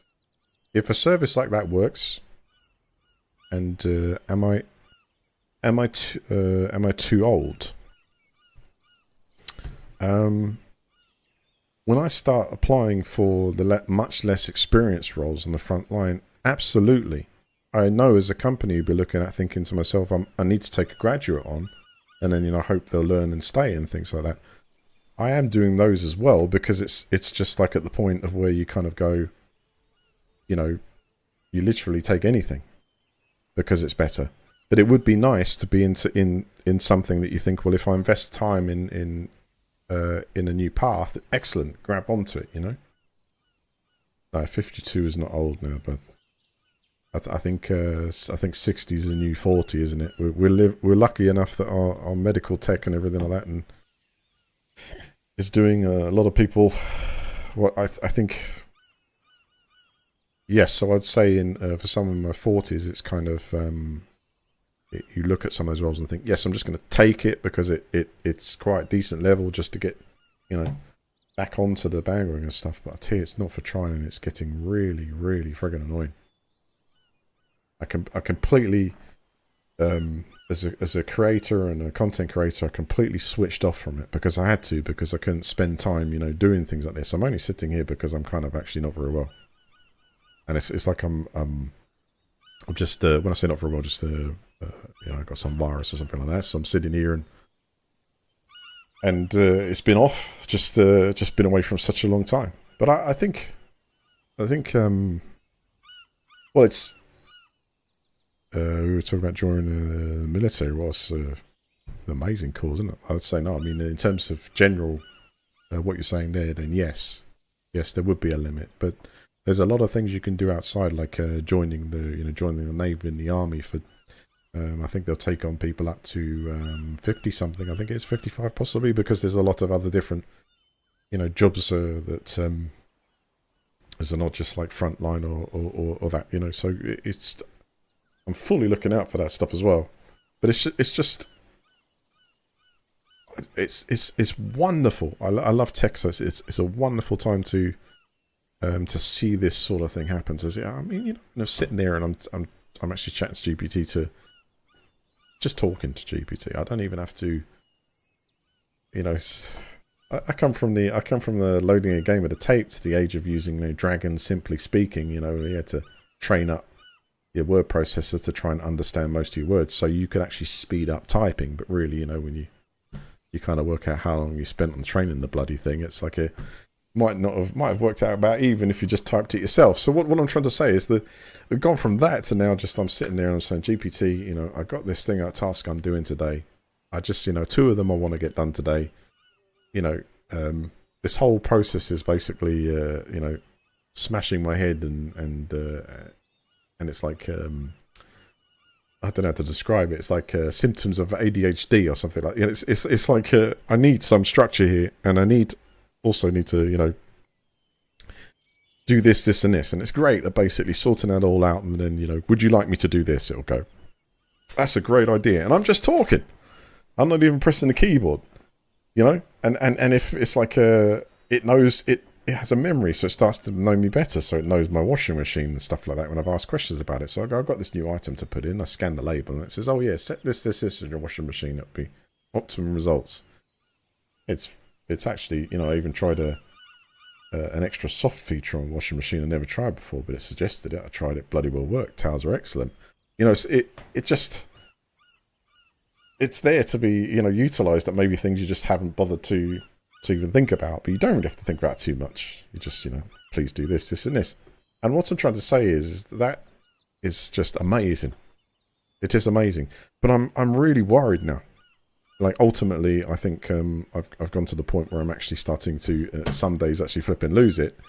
Because it's like, I want to be productive and useful. And all the skills that I've learned in IT over the years, and especially content creation and generation and editing and voiceovers, narration, and bits and pieces that I used to do, outside of just doing like YouTube for a bazillion hours, it's useless now.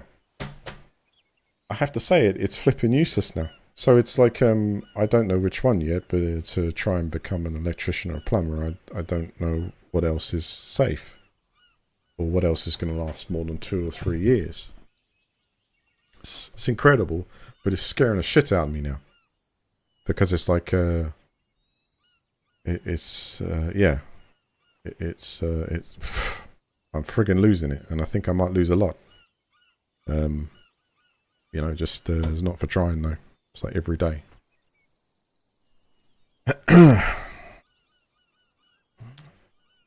Yeah, I was on a couple of sites, you know, one like Fiverr.com and stuff like that. It just doesn't pay anymore.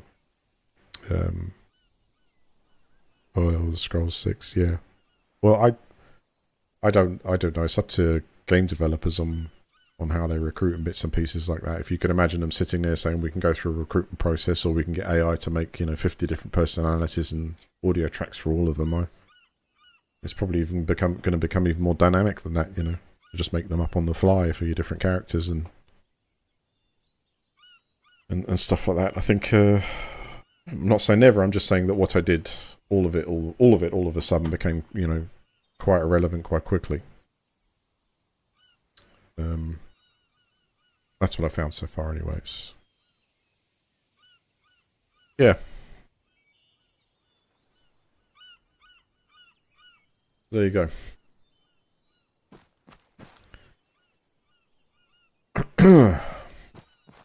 Right, what the hell am I going to do here? Let's get another mission.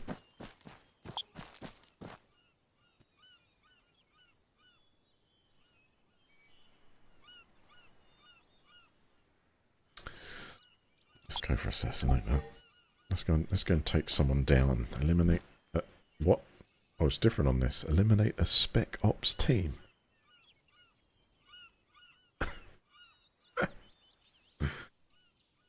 Oh no. But that's in the middle of a NATO military base. Alright, let's get the right clothing. I think I'm going to go undercover for this one. We can do this.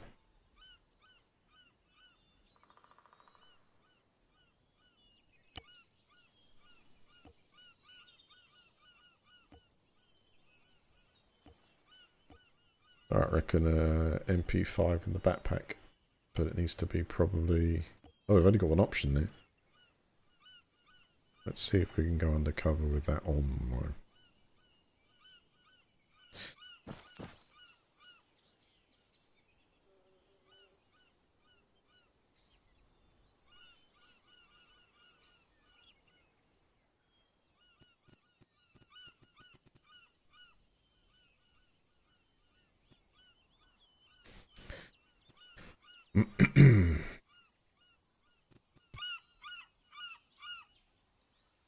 Civ template. Does that go in gen...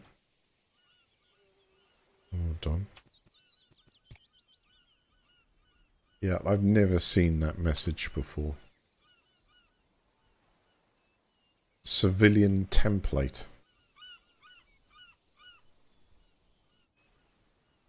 Usually you just change into some kind of civ clothes or something, and that was enough to...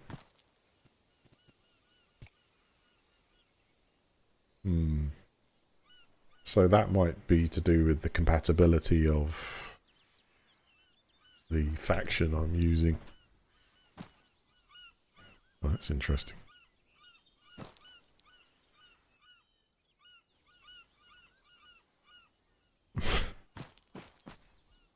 Whoa. See if we can... excellent. Right, so it looks like I can't really use the undercover component there. I mean, how am I meant to eliminate the Spec Ops team if they don't see me as a... Right, let's try if a message changes when you're not actually wearing anything.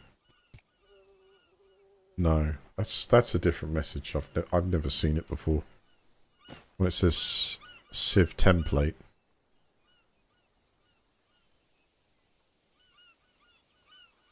Oh, right. So undercover will be turning you into what looks like a civilian, which would be neutral to the AI when they see you, but the civilians are now zombies in this game, so I think that's possibly where the conflict lies. Right. So let's get tooled up then.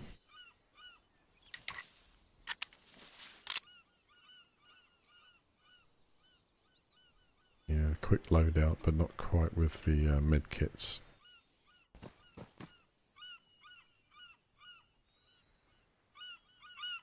Yeah, they are confused. I've got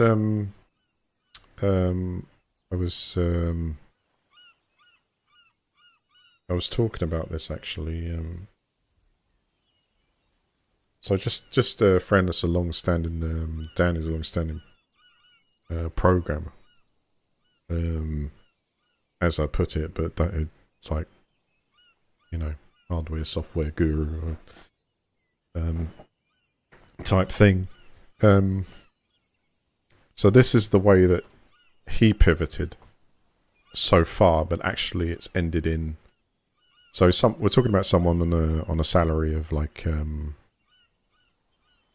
80,000 and 100,000 plus, and it's, you know, in contract work. So first it was working long-term contracts. This could be years at companies, right?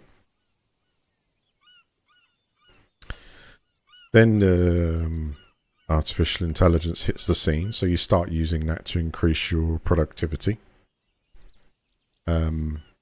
Then the AI gets that good that it can actually complete your tasks on just, you know, giving it the information that you know how to articulate it best properly to a good standard. And you're able to then do more contract work and more separate work on the side because it increases your capability. But that seems, in his opinion, has now backfired because now he feels it's incredibly difficult to get contracts for the same value as to someone that can, you know, a company that can start introducing agent programmers. So there, that's the best example I got, and also through family talking about feeling of another couple of peeps who are in IT. That the writing is on the wall within a year or two in their positions. It's, yeah. Everyone's a bit confused on what to do, where to go, what to do.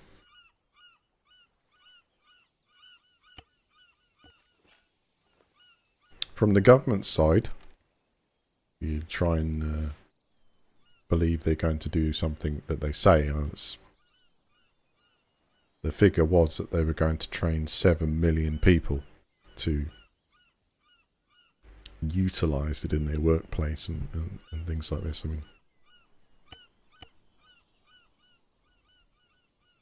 yeah, right.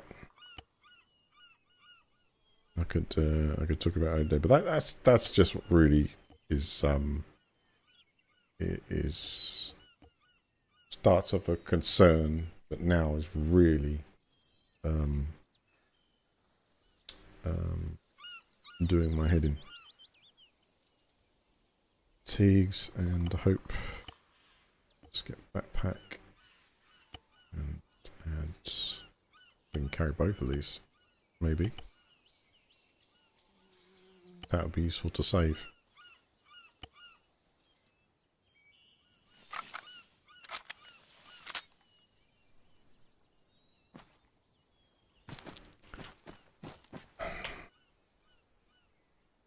I have no idea how. I mean, we've spotted a NATO Spec Ops team patrolling around a military base near Zelenogorsk. Eliminate them and we may have one less problem.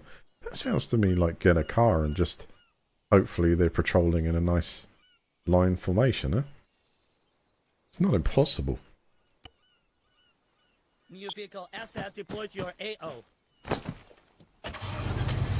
Just got some beefy stuff. But wait a second. Take some binoculars with you.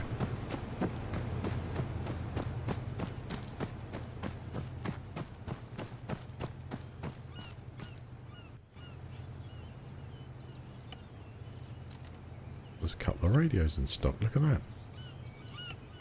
don't actually need one for this journey though. And that I could use.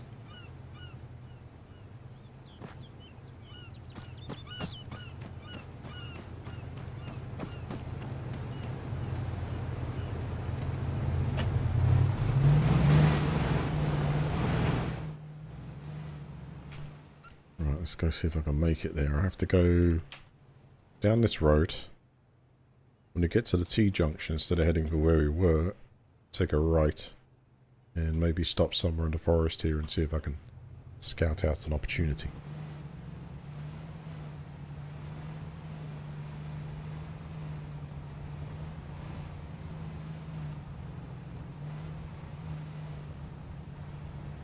So what is the realistic outcome for this? As a civilization in greater numbers, are we expected to live through the hardest times we've ever seen, to be able to... Because, you know, most people just want, you know, you want house, vehicle, maybe some people want to get married, and that's all 50-50 now. And it's like, you want to attain those opportunities, but if you can't, or instead of being able achieve them in say 10, 20 years, you have to take longer because that's the bit that is super concerning, because there's no support for when you're trying to you're stuck in this situation, when you can't find something, there's nothing there, and it's like you don't have the time, but you certainly can have everything taken away from you.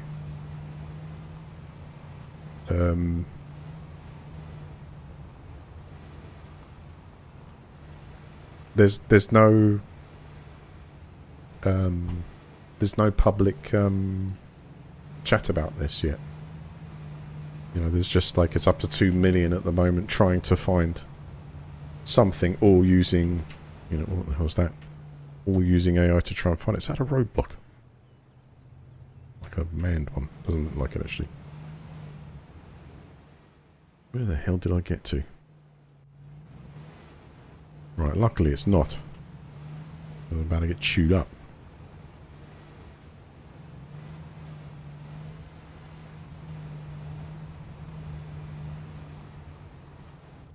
Let's stop here a second, let's get a bearing. This NATO military base is right next to the Zelenogorsk. I can get a rough idea of where I am here. So now I need to... Oh my god. No. That's it. That is it. Hang on. I'm going to stop off up here. Park up here and get on foot.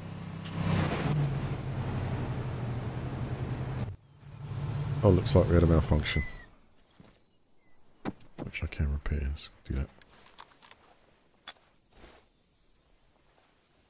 When this was happening, 16th, 15th, the people had no choices. They emigrated to New World.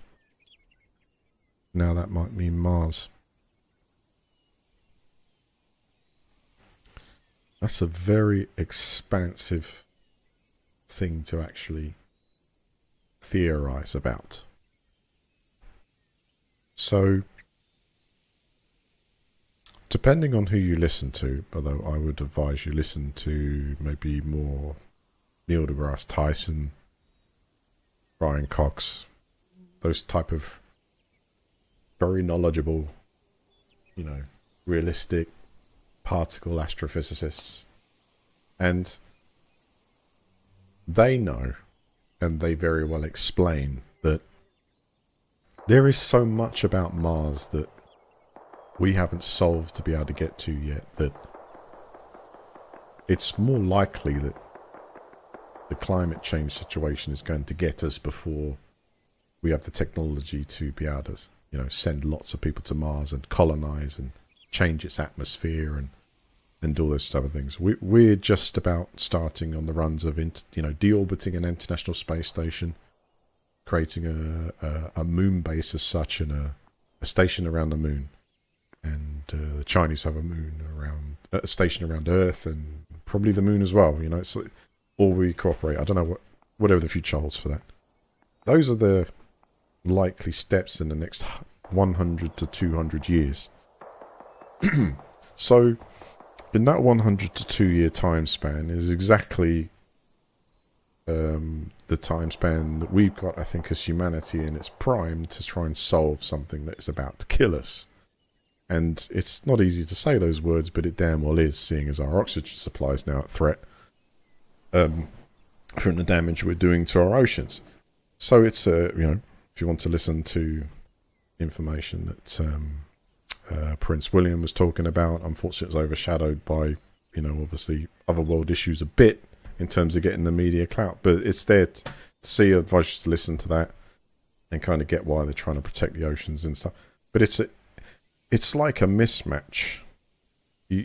We all want to go there. We all want to explore these other planets, but we're really not listening to the real warning signals at home. There's no use trying to go trash other planets. We just don't have the tech to go to Mars and sustain it for a long period of time. It would be our absolute cutting edge stuff.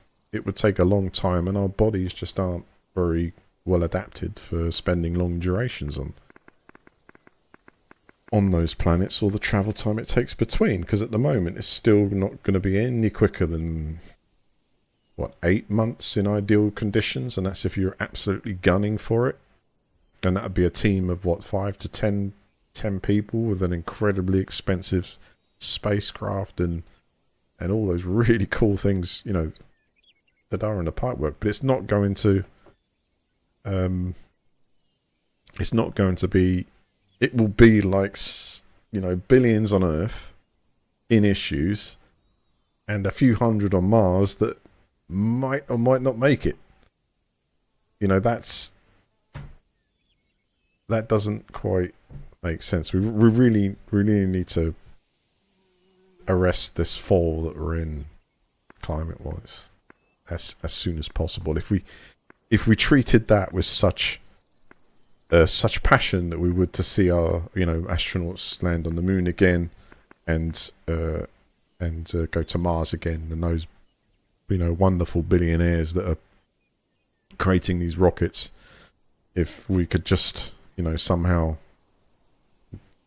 tackle our issues with the same gusto, it's I think we would be better off all round, of course, and then everyone can enjoy those wonderful God knows, with things like Neuralink, you could imagine maybe the next generation would be jacking into the to what's the VR experience that would be provided from a space mission.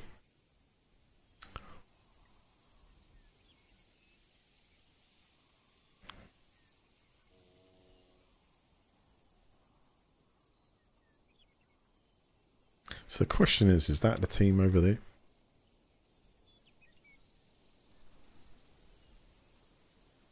Spec Ops, patrolling around the military base.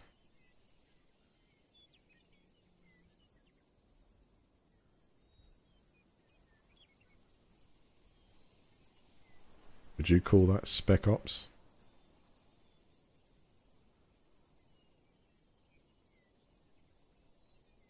What do you reckon? Because I could nip down there and I could take care of that line.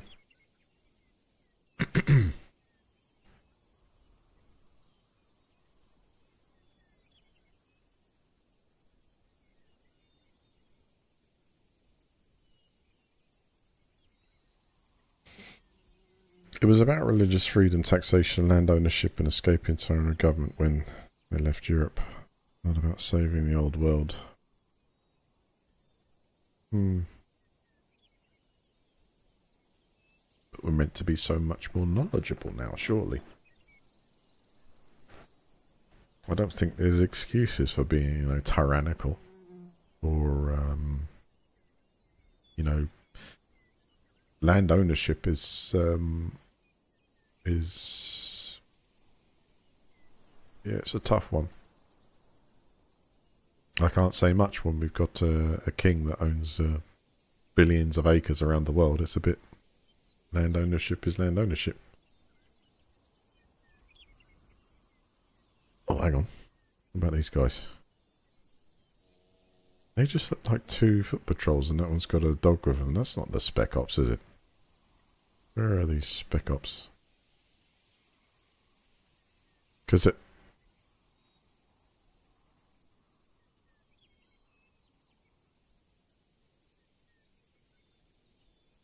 Don't be in there. That'll be a nightmare. What's this? That's civilians. So there are civilians in areas. I think what I could hear out there was the NATO were fighting off zombies out there.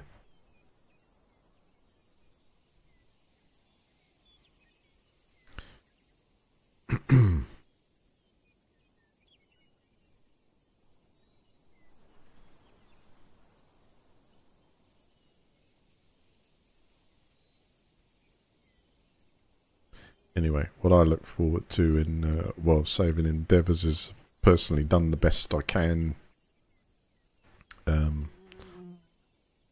in terms of creating my own energy, balancing that and using that for transport, as more and more people are doing around here, and we're sort of all playing, and we're also all paying for a part of this, obviously. And it's good to see countries take that seriously. I want to see a drop in emissions. I want to be around to know, to actually know that the course of action that we're taking is actually going to do good for generations to come.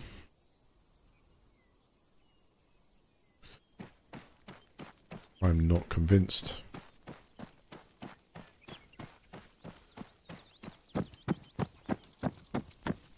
See, these 2-man patrols out here look very similar to each other in terms of loadout and uniform. I was kind of assuming the spec ops would be the hill. No.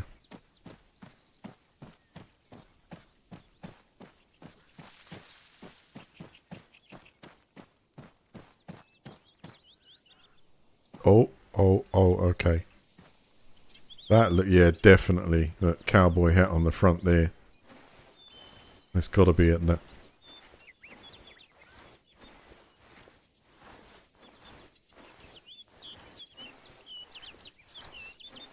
How many we're talking about? You know, if there's 2, I could have a go at them and just run. So just 2.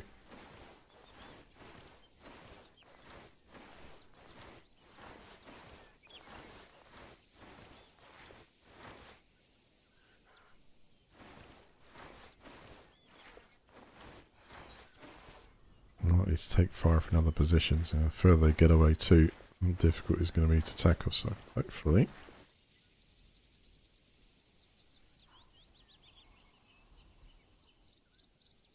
So I think they're definitely spec ops, but I'm surprised there's only 2 of them, and they're getting further away.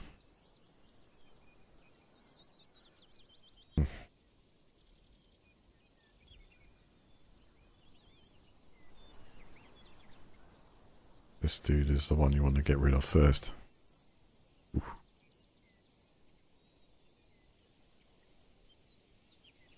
You know, I'm right on the limits of what I can do with this iron-sighted gun, so I'm just wondering if they're going to do a circular pattern around this, or they're going to stop right there and turn around and then come this way.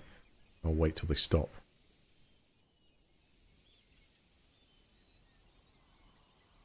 Not that lucky.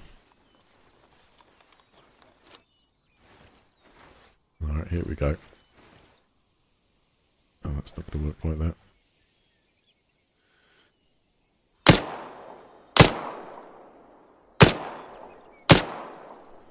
Shit. That's one.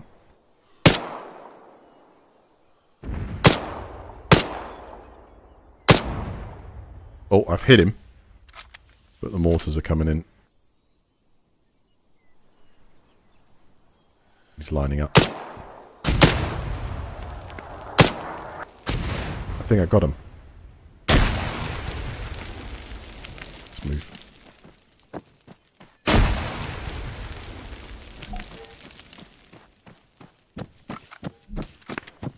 Now they're still alive down there.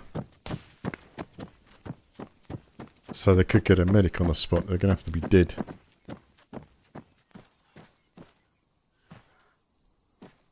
Hang on.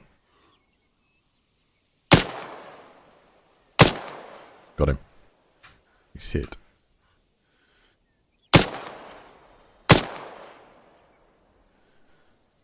What the hell?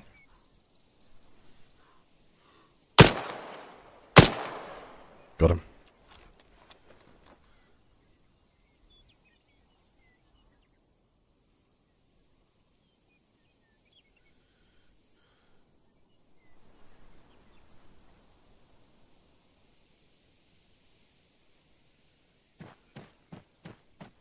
Can't be sure about the other one.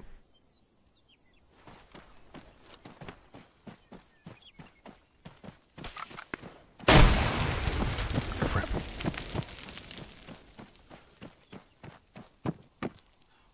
Thing is, the spotters will be on me now.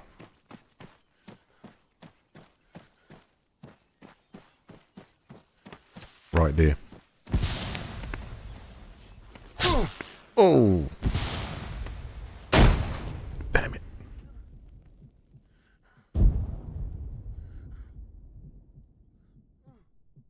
Magic! Alright, that's the end of that mission then. If I'm lucky, it'll come up in a minute saying that, you know, those are the two you got.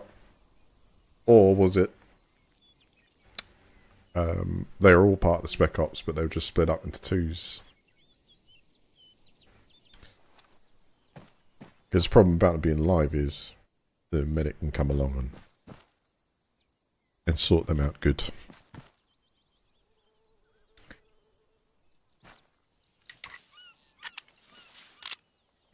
It's the best I can do, seeing as I don't have anything with any kind of range.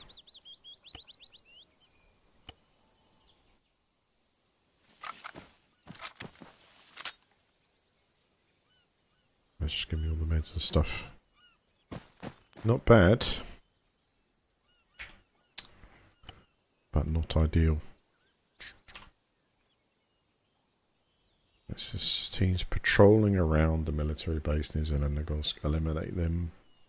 And we'll have one less problem. Do it before 1352. Be careful, they're experienced and tough boys. Yeah, well, I was expecting that. But split up into groups. It's a bit of a meaty mission with that proximity, because they just discover you when you fire a shot and they fire the mortars at you, which eventually got me. Let's see if I can grab some supplies. A helicopter crash site. How interesting. Way up there.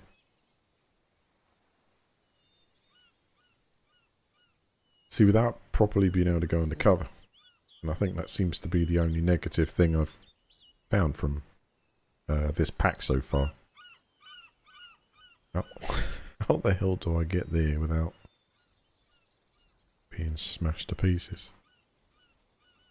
I'm going to find a roadblock there. I guess I have to chance it.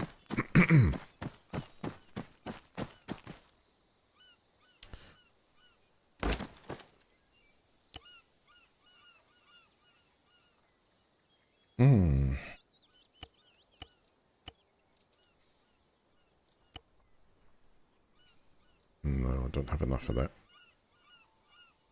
Got enough for that. The bike seems to me to be the best off-road potential to get to the crash site. Then I suppose I can acquire a car there. We've assigned you a vehicle asset. It's a bit more mobile. Oh boy. hell is this pilot? He's got no guts. I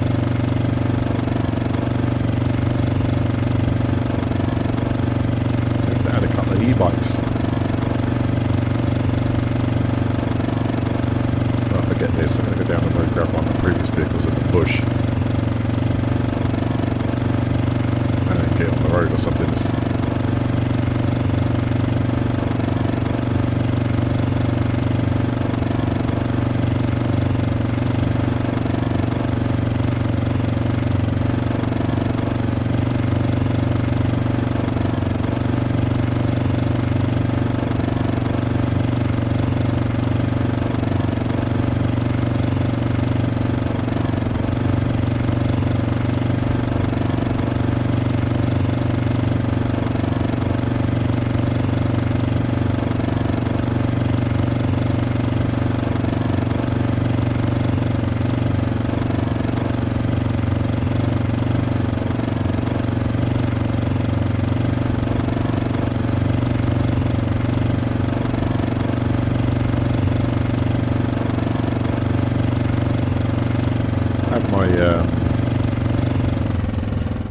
I had my vehicle inspected today by an independent body. I don't know if you remember from, gosh, it's like, I don't know, maybe I should talk about it. It's not great news, but it's something that's ongoing. You know, I had my vehicle was broken into in London, and the vehicle went back to. Oh, I thought that was usable. That is flipping not. Where else did I park? I'll see if I can fix that one. I'm not taking that bike the whole journey. It would drive me nuts. The hell's this? I'll see if I can repair this. So the short story is, it went to a company that the insurance company recommended. Said that they'll give you back the. Oh my! Hang on.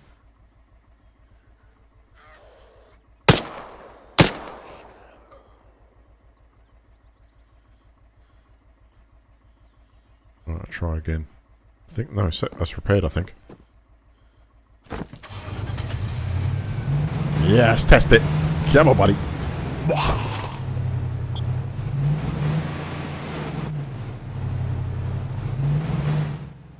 So after 3 weeks, they gave me the vehicle back with damage that they were meant to have repaired. Plus, they didn't put the seat cover on properly with the repair. And when I questioned as to why, you know, it wasn't back looking like the factory thing, they said they didn't have the ability to do it.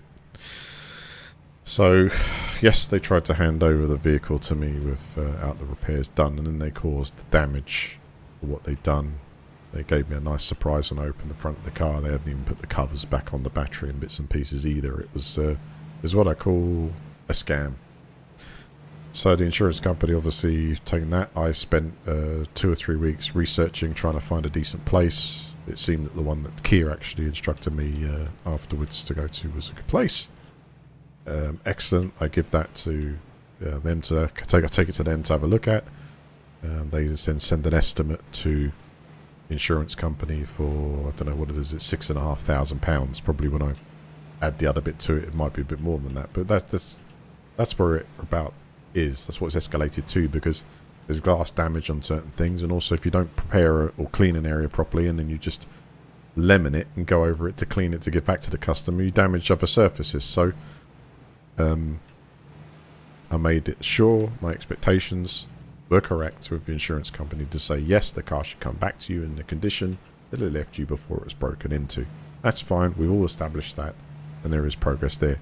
But because of the size, I think, of this particular bill to do, they've sent out an independent inspector. Now, they wanted me to go with this inspector and go to the place that previously looked at the car to give them another chance to do it, but independently verify the damage and bits and pieces that were done to the vehicle anyway.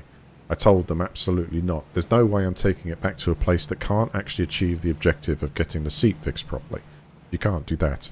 Is this your Tesla? No, Tesla was gone a long time ago. That's so that's been done, and hopefully we can get the ball rolling soon and get everything sort of fixed in bits and pieces. But it's yeah, a little bit of a longer ride than it probably should be. But hopefully we'll get there. I've got the vehicle back at least, even though excuse me, even though it's not in the finished condition. I'll hopefully they'll okay it, and then they can order the parts, and then I take it in one day and leave it with them to fix it, because the body shop people, they know the actual interaction with them was very different. It was very knowledgeable as well, and yeah, I suppose it's amazing the amount of damage glass can do, but it's also amazing the amount of little bits of damage you can do when you don't properly clean glass, you know, from the car, or they didn't, even when handing it back. It's still had glass all over the place. It's a fucking nightmare. So, yeah, hopefully that inspection will verify what I was talking about. Not try and persuade me to take it back to Autodoc in Norwich, because, oh my god. To say that you know, the modern cars, they tell you a lot of stuff what's going on. A vehicle doesn't just tell you the position it's at, what windows are open, you know, what's been disconnected, when and what it was, where it's taken to, and how fast that is, and all these different pieces of info. You can piece together the fact that, you know, when it was sitting there awaiting a part, which was meant to be a damaged handle, and then to give it back with the damaged handle 3 weeks later, it's just amusing about what people will try and get away with. And yeah, it's just but it's the whole time of things in context. Once we get to the end of a result, I'm sure it's like, you know, an unacceptable amount of time. The only thing you can take off is my own time to try and find people that I think are qualified to be able to fix these things back to how the insurance company advertises and actually says multiple times should be what you expect, right? What I just, you know, I don't understand is, and we're right here actually, it's over here somewhere, is why the company is so eager to have the car back to try and right what they did wrong, but yet they can't right what they did wrong for some of it because they do not have the facilities to do so. It's just wasting more time, surely, in that respect, you know? I'm trying to work out roughly where I'm pointing here. There's a heli crash of some kind. If they've got there first to it, then I'm gonna have a bit of an issue. Right, we're here somewhere, so I think let's listen out.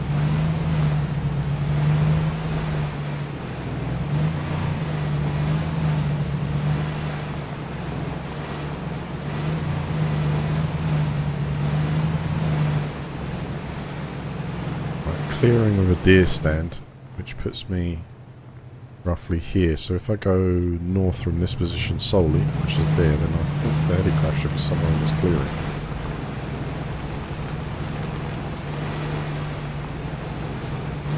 This is great news, 5 to 3. I always welcome this stuff because, you know, a big chunky amount of cars that were sold today and through this year have been EVs. It's to the tune of 20-something%. I think as much as 25%, right? Which is really good news. It means they're becoming the preference and the purchase. But it was always accelerated with the grant. So, you know, yeah, I absolutely welcome the government's decision to provide a grant for it, because it'll help, you know, £37,000 car or less. It's a few thousand off, which is, you know, we'll see how that all works out. And also you want the grants for the charging points as well. That was really popular. Yeah, well, I welcome it, because that really could be a catalyst. Damn it, where am I?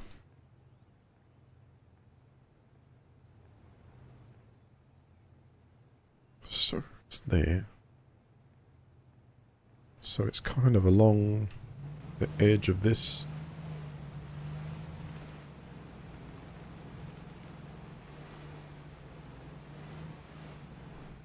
I'm so used to a chopper crash going down, there's a load of smoke, but that might only be like sort of temporary. Where am I going here? I'm too far.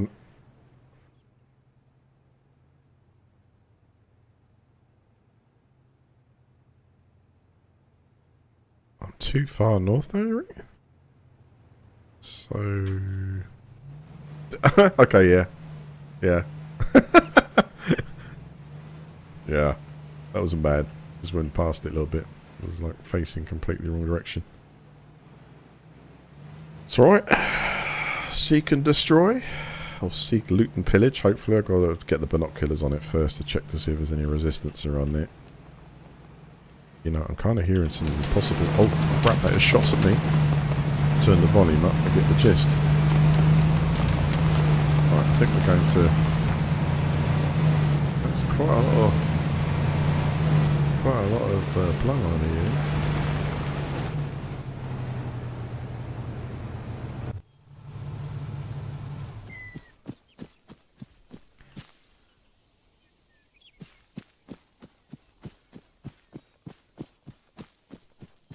Oh my, they're alert too, aren't they?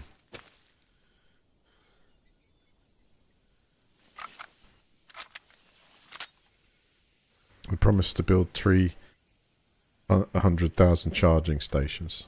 As a user of an EV solely, and have been from a while, number of charging stations is not really too much of an issue. If the car's got the intelligence to navigate you from A to B, but all those charging things are inclusive in your trip automatically and by numbers of availability and speed of charging, which it does, then I find that to be a really I find that the numbers of charging stations don't seem to be a problem, but you are going to need those 300,000 if you get a huge uptake with the grant. Absolutely goes hand in hand, because then you get so many on the roads that you need charging, but speeds are going to go through the roof. I mean, with sodium ion batteries that are in a lot of delivery vans in China now, those bringing the total cost of a battery pack in an EV down to $1,000. I mean, that's amazing, and it's the least likely part to go wrong. And you know, now we're on lithium iron phosphate batteries already. You know. Oh my god! Yeah, this is what I wish I could actually self-revive. I didn't see that thing. They were on me already. Followed me up there on me already. Oh, seeing the helicopter crash is a bit of a hard one. Rushing, really. It's trying to go too fast when these missions require a bit more finesse, don't they? More firepower, more finesse. How about another delivery mission, Petros? You know, that seemed quite reasonable against the zombies down the road. What do you reckon? Let's just try one. Oh, good. Good. I feel the chance of this one somewhat 50-50, which is pretty good odds compared to the others.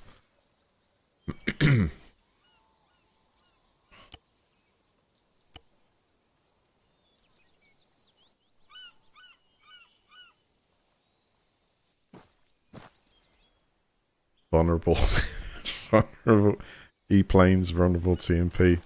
Well, you can harden electronics to that stuff though, can't you? I mean, even now, the electronics on a plane, they can survive a lightning strike. A direct strike, so it's...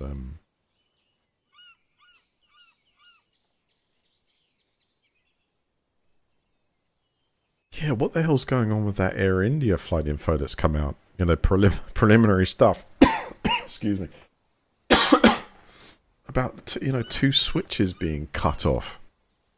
I mean, what is going on there, I wonder? Is the conversation is along the lines of, why did you turn those switches off? One pilot says to the other, he says, I didn't, and then turns them back on too late. But what a strange thing to go on.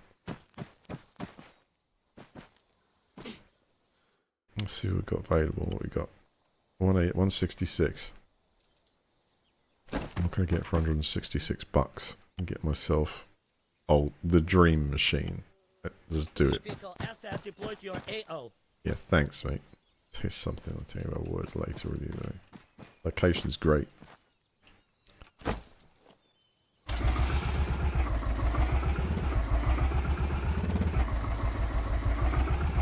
I like the new chat stuff, which is new to me. I don't know how new it is, but the new chat icons delivering XP to. It's pretty. Box do that.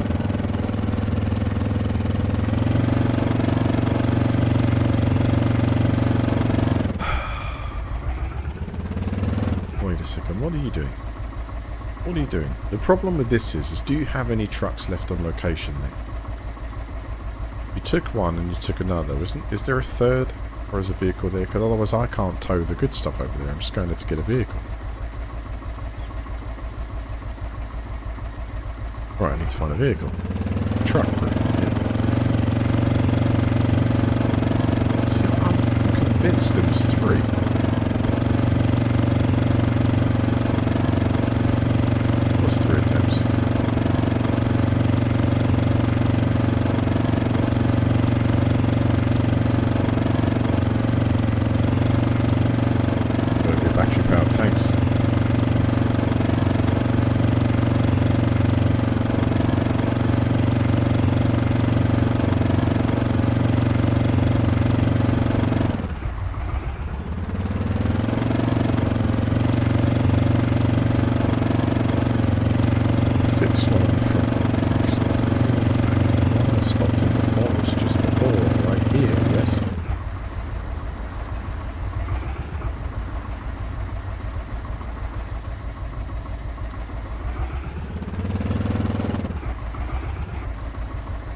Surely.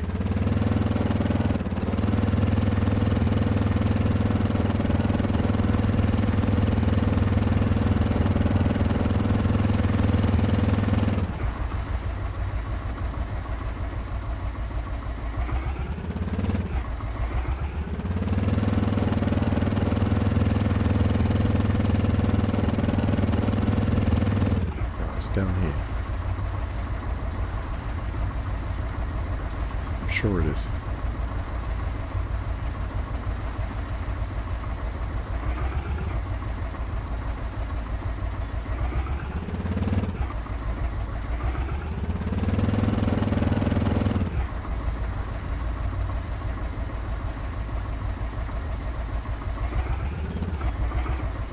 Where did you park that truck? Because it will still be there if someone doesn't run off with it.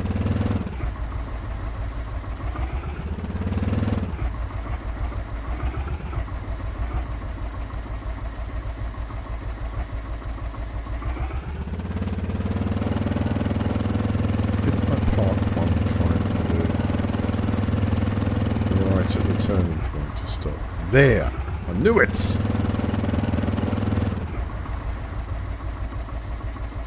Yes! Well, let's go feed the people. Needs a little repair work, that should be right.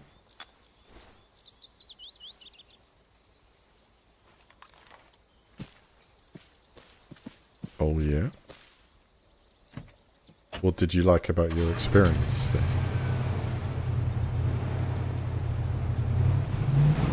Before you were handcuffed for jumping the fence.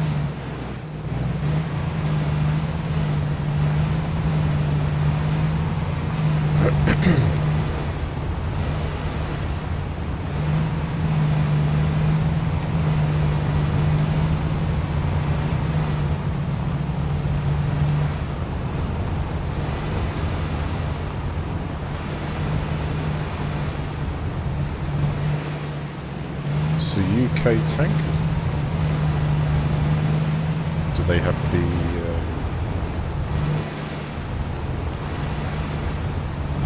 Challenge 2. We're on 3 now, right?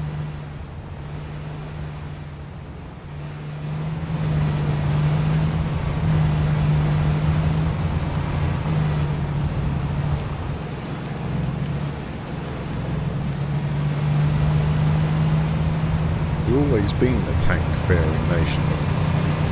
We've always had really good, solid tanks with cutting-edge capabilities.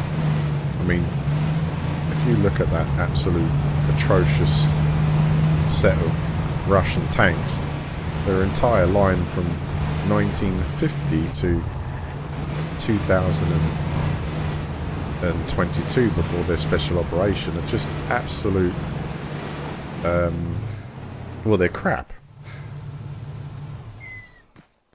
Aren't they? Let's be honest, they are, well, it was all for show. You know, one hit on the top and the entire magazine detonates. I mean,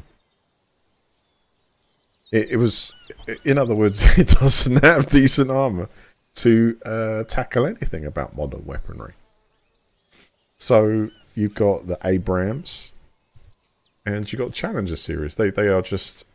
Oh, no, don't forget the German tanks. Those three nations have probably got the most capable tanks in the world, and probably have the leading technology in them today too.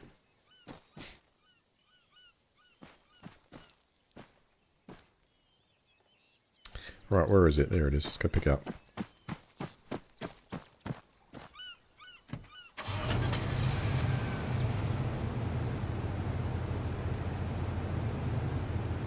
Favours the Churchill.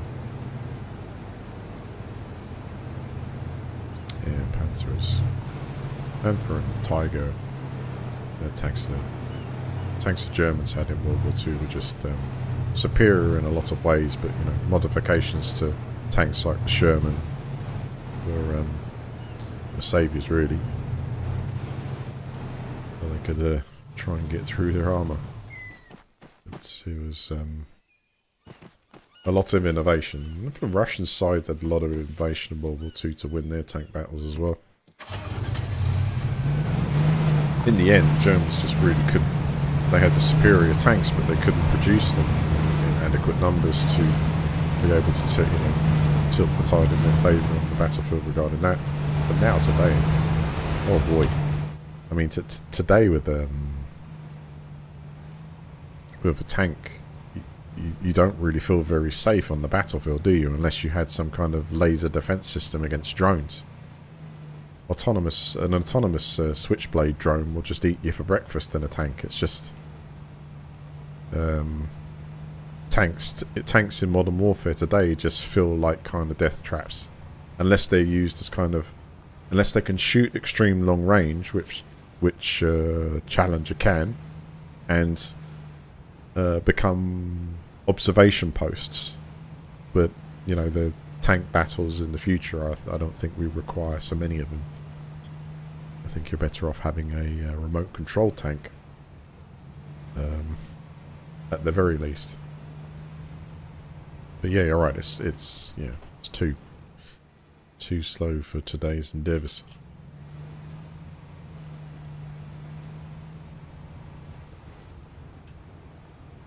Germans could not fuel them either. Yeah. Maintain them as they were so complex. At the time, they had so many. I think until the A bomb, they really had so much. I mean, they were defeated before the atomic bomb, but the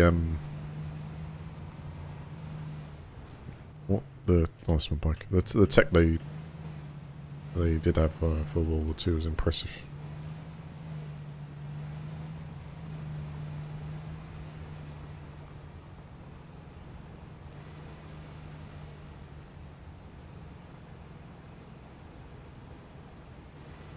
Remote controlled tanks. Well, we're in the age of where you really no longer have to have so many, you know, tank drivers, even pilots. You know, the autonomy thing. I mean, it's like, oh, hang on. Remember these things blew up the last vehicle? I'm not too happy about this situation. Neither was he. Oh my god, it's the head popper. Wait, let's go for it. Not anymore, you're not, mate. Alright, it says it's like by the church, which is here. So we're in range here.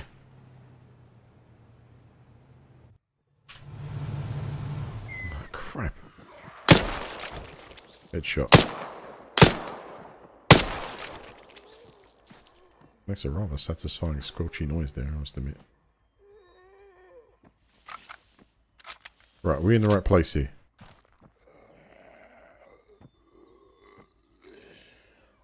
Hold up. Is that not close enough?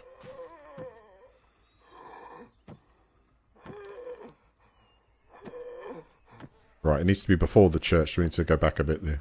It's opposite the... Is that the bus stop? This guy, look.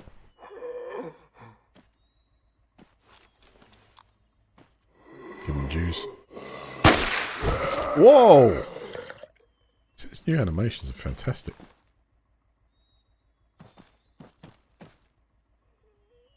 You can backflip, man.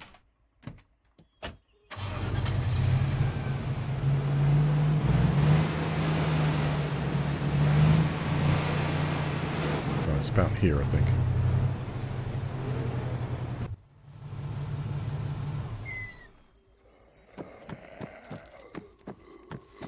Right, we're on 180 seconds I've got to complete this for.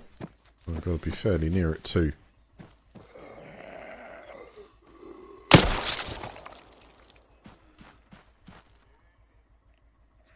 Hold up.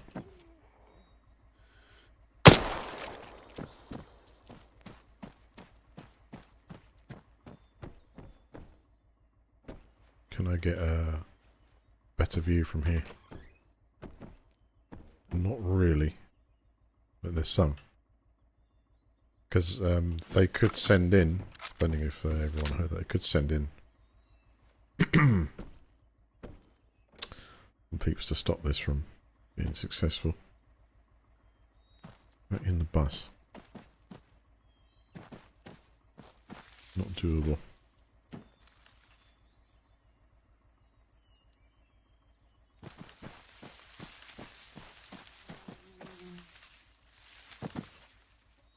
Keep the area clear of hostiles.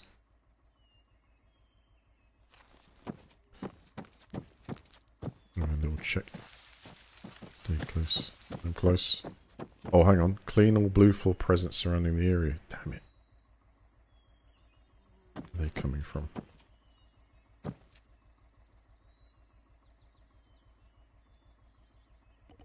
Don't like doing this now, but I want the body armor. Better than mine.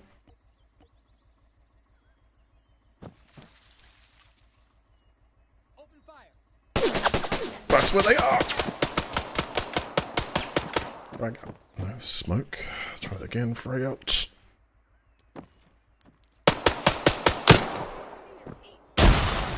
Gotcha.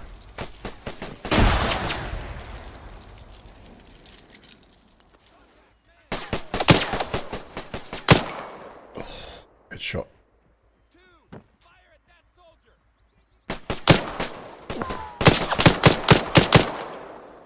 That's what I love about the SKS. You can rapid fire that. How many more we got?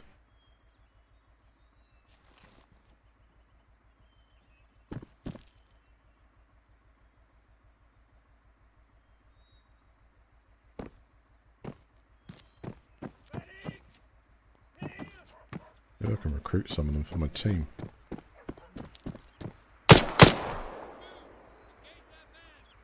Contact soldier. Copy, I'm on him. Shit, are you? Come on now. Form staggered column. Sorry I had to do that to the dog, but they are part of the actual team. Now what I could do is I could try and...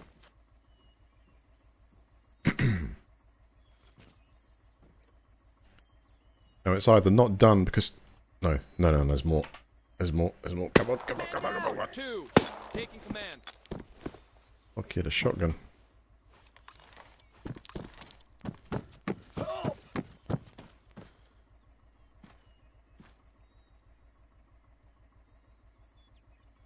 try and convince one of them to join my team.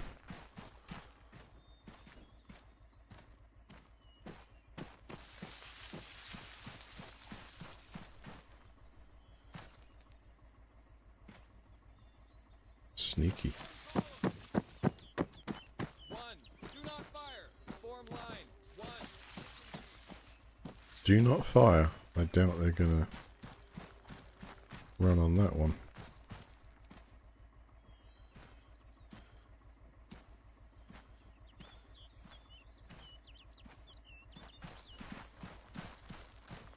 Where the hell did you get to, mate?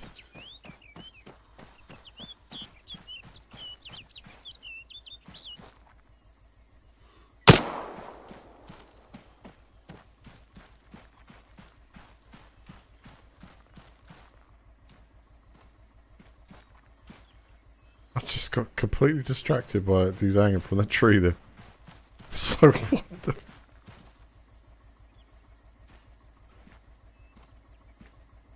Spooky action. Don't know where he is.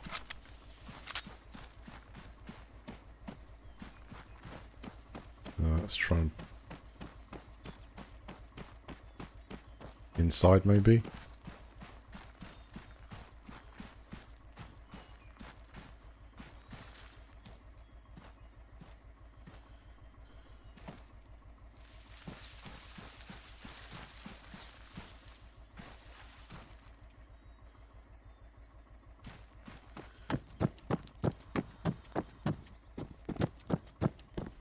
Like this, we've lost one. And the longer it remains like this, the more they're going to be coming. But what I'd like to have done is maybe try and recruit one or two of these guys onto the team, keep them alive. I'm going to try and sneak it and get them to join.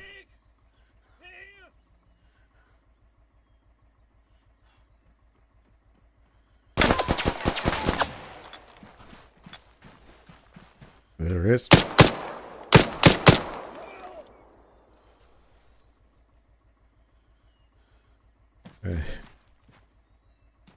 Here's something. You. Join my squad. Please help. Machine gunner. Yes. 026080. Okay, best thing you can do, mate, is to go and pick yourself up a weapon.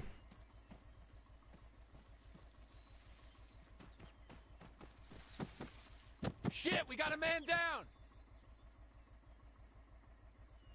Work for me now. What? 1. I'm the new actual.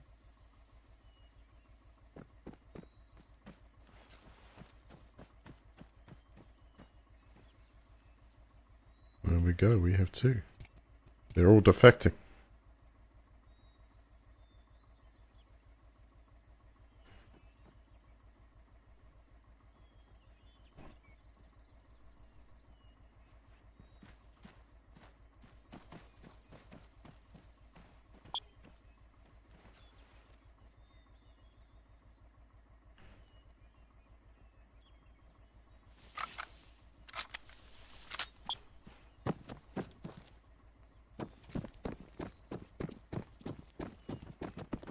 Where was that player shooting though? Picked up a gun and then started firing this way as if there was someone hiding here, and there must be, right? Because the countdown's not... The mission's not over. The countdown's not happening because it's been disturbed. I mean, I assume I could load that up and see what happens.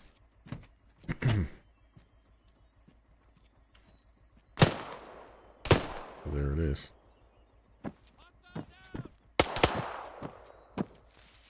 Now I have to figure out which one's on my team. Return to formation. Honestly, I don't know, but it sounded like from here, maybe. Whoa! Now, that could be my place. Oh, this is confusing now. Hang on. Hang on. It's on my team. It's on my team. Oh, must be around here somewhere. Get him.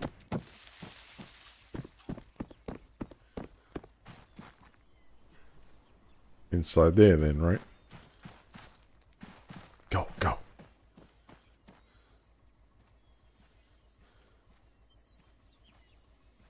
Go on, go find him.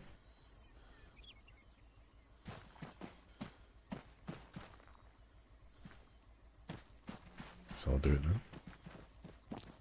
Clear.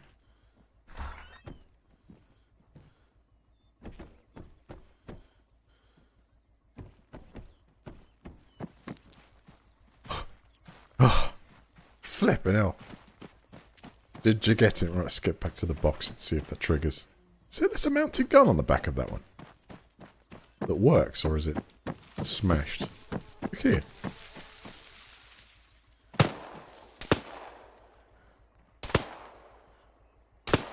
Hold up. There.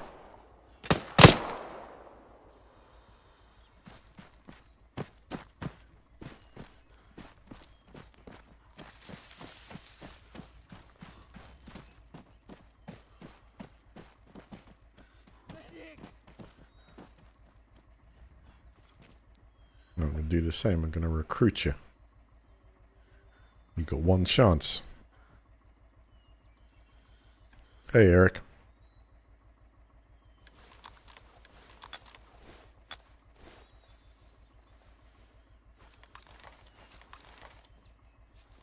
Man, they are all on the same page. I love this. Right, go find yourself something. There's plenty of stuff, right?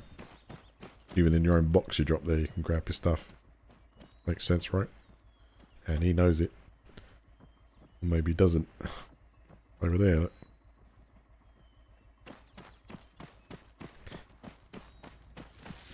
Yes! Yes, yes, yes, yes. Right, anyone else possibly still make it? No. No. I like that new feature. At least with these guys, they felt, you know, intimidated enough, I suppose, or just didn't believe in the cause enough to switch over. Uh-oh. That sounds like something's... Whoa, whoa, whoa, whoa, whoa! Rifleman, 75 meters, left. Where's my RPG? I thought it was part of my loadout. I didn't put it down. What? Oh, hang on. That wasn't my, oh, you. I haven't got a word for it, to be honest.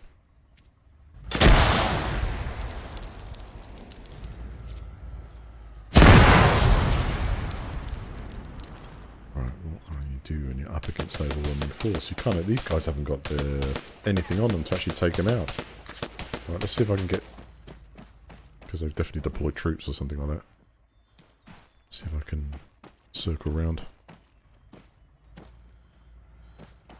I thought that I had my RPG on back. I was to try and work out where the hell I put it.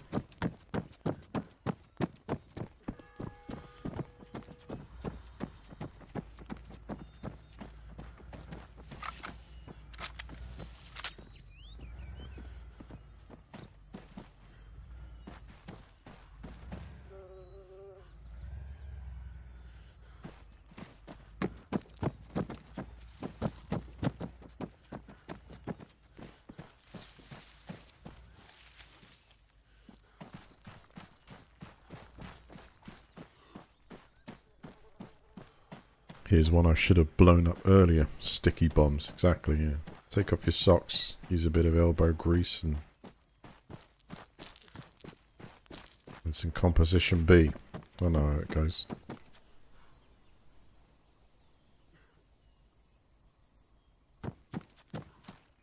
Hang on. I sent in the troopers, it.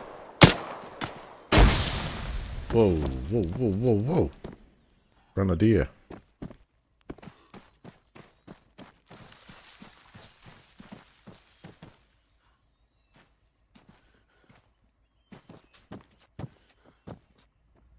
Watching out for that truck. Maybe it's had to retreat to rearm. I need to get back to those supplies and try and get this done. I'll see if I look out the window here. I might get a angle on incoming. Because he's got some nice kit there.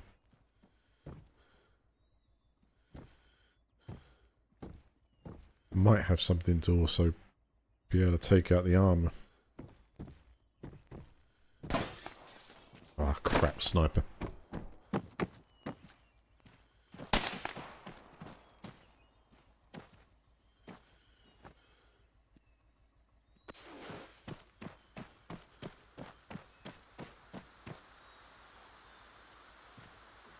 I really have to be able to get to that kit.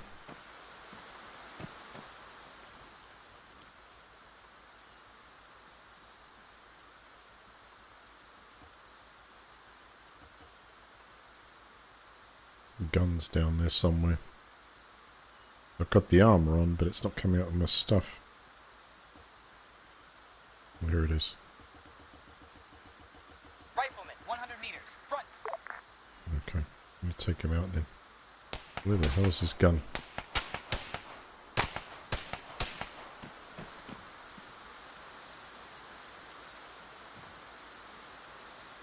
Alright, you grab it. I'm going to try one more attempt to see if I can find the gun.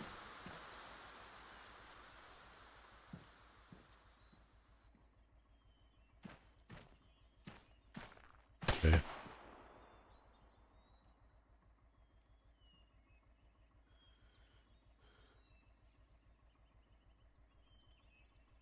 God, that's weird. That's the only thing. Cannot comply.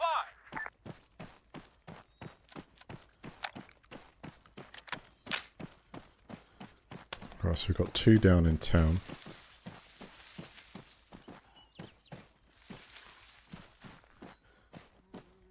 See if I can res anyone up.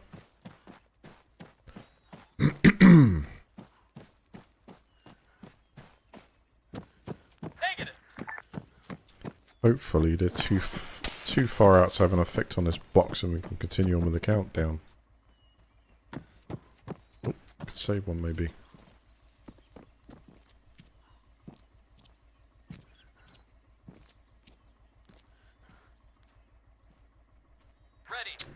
Nothing tough enough to punch through armor. But definitely something to pick them off from range. The time is dropping. So all I've got to do is hold off. Can I shoot from this position here?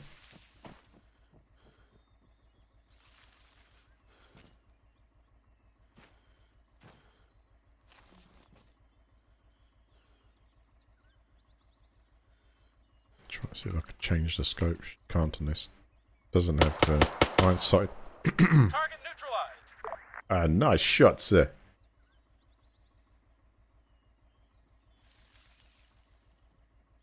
Those are rather nice taps, huh? From an MP5, I think. 20s.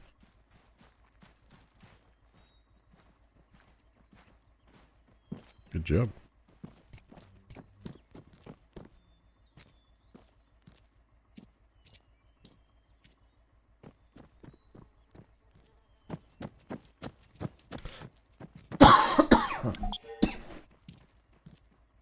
Yes! Success! Oh! Wait. Hold on. That was assigned, wasn't it? All of a sudden I thought I may have actually at the same time got the other one for a bonus. But we fed the people here. That's the best thing we could do to try and gain the favour in the position on the map. It's given me an eliminate the Spec Ops team. Another one. On another part of the map. Or are we still talking here again? What's the time index on that one then? 1352. Cannot comply. And Ready. Waiting. 1450 for the helicopter. Right, well, obviously my transport is knackered. Let's go No, sir. just check out the soldier or police he just tapped. Hang on. Is that mine? Yeah, that's mine. Got someone here. No can do. Like on this corner or something. Might be able to get some information. Waiting. No?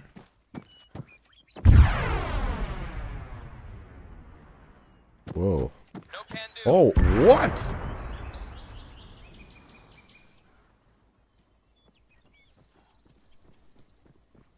Something went up big time down there.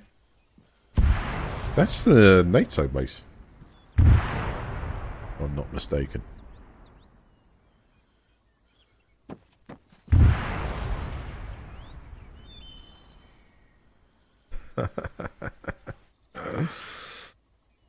Alright. What the hell? Waiting. It's a medivac. No, medivac. Right, you stay there. You need a bit of treatment. Be back in the running. I think everyone's rearmed. Let's get combat alert. Let's go. Oh. Let's try and get hold of a vehicle to... I could go to the heli crash, which are already there, right? The Spec Ops one, I think, is just too much for me now, because that base not only will be alerted, but it's... I mean, I've got a weapon to pick off the cruiser outside. It's just the mortars that come down and strike it, which is it's hell.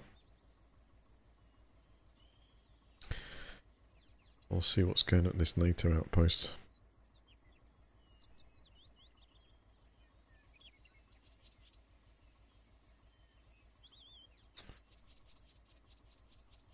I've got to see what blew up.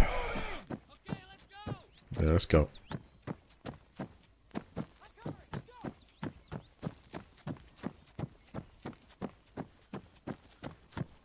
Can't actually see the body of that one that you tagged recently. The shots are in that direction, but the guy was close. I think they're ready. Let's do it.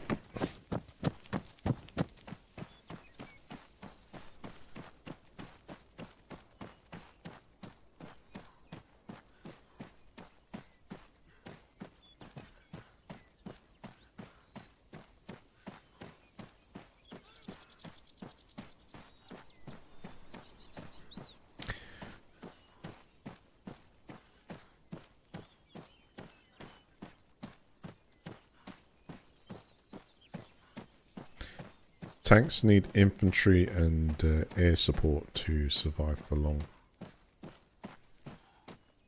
Yep. I really don't understand the Russians' attempt to continue to take small pieces of ground, advancing with tanks. I mean, you just see like 30 of them obliterated. For such maybe not a lot of gains. You're just using them to... It's just... Oh, it's unbelievable. It really is an unbelievable way to advance now. It's just that... Yeah, everything is saying chat there and proven to be useless now in the type of warfare we're facing. Yeah.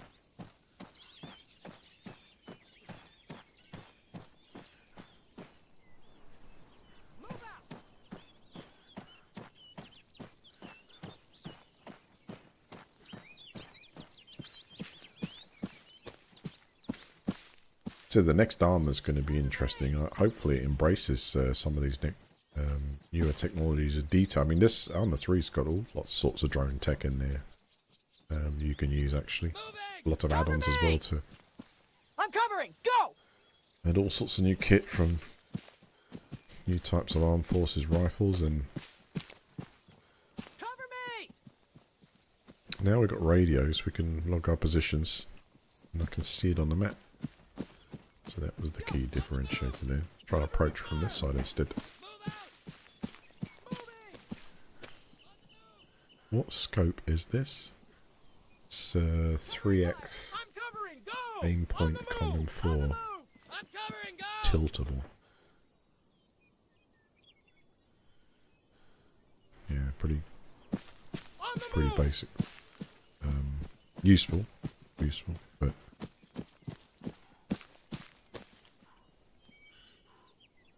gotta be careful. I feel like the eyeball's too close to the optics was.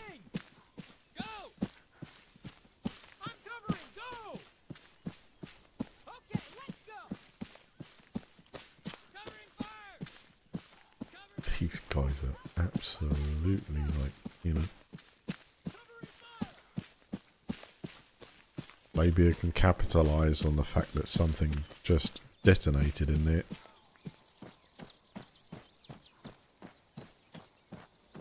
So I think what's meant to happen is if we finally take one of these regions or areas, that people will move back in and the zombies will disappear from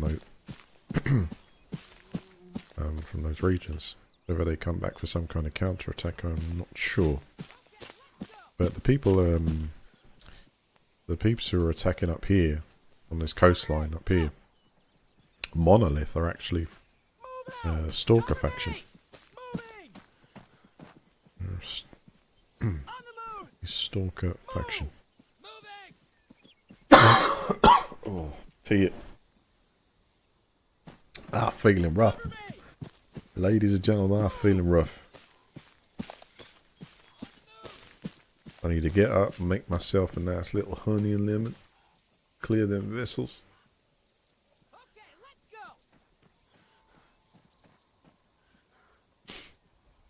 go. I know, not impossible.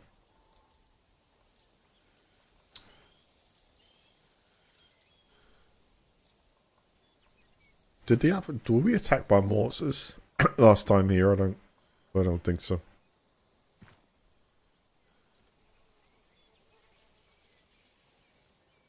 Oh, hold on.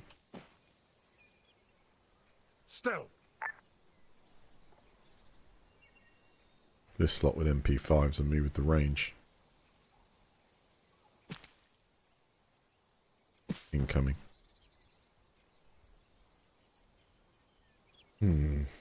How can I get the greatest... To up the odds, it's surprise. And also to up the odds, it's almost getting to the walls. You get there undetected and then get in and stuck in. It almost seems like a better option. I'm gonna give this a go from here because they're walking that way. Those guys have gone past here. I'm gonna try and see if I can get this crew to move up. They're gonna fire at some point anyway, but they're all facing away at the moment. Apart from, well, okay, hold on. Easy, easy, easy.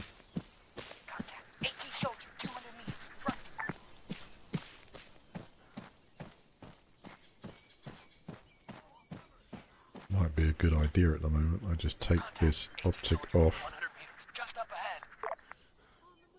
Take that off and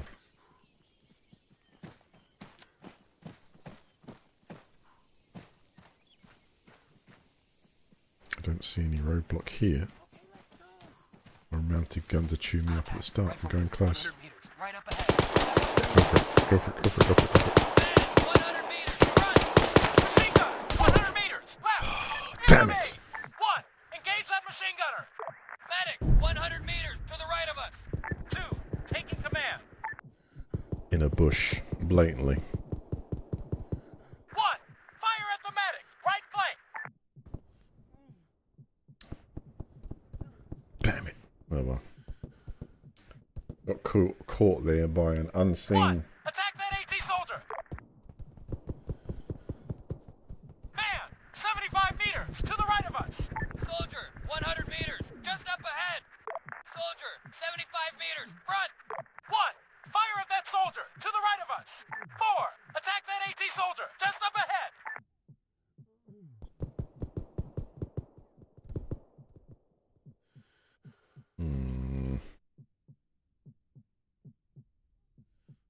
The selected victory requirements were not met. What's this? Victory condition check. Oh, I see. Alright. Apparently, Giannis is coming this way. But I think unless he got me first of all, it's going to be difficult because right down there, all those peaceable passes are right down there. Still says apparently that he's helping me. 75 meters, front.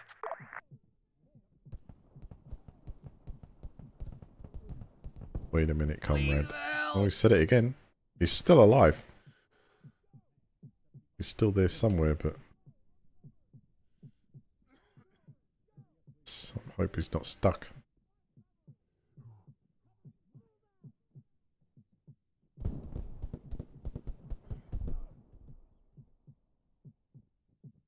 I can reload this mission with the self-revive option. Kind of makes me feel like a...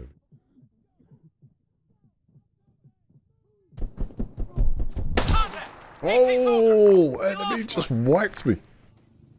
And the rest.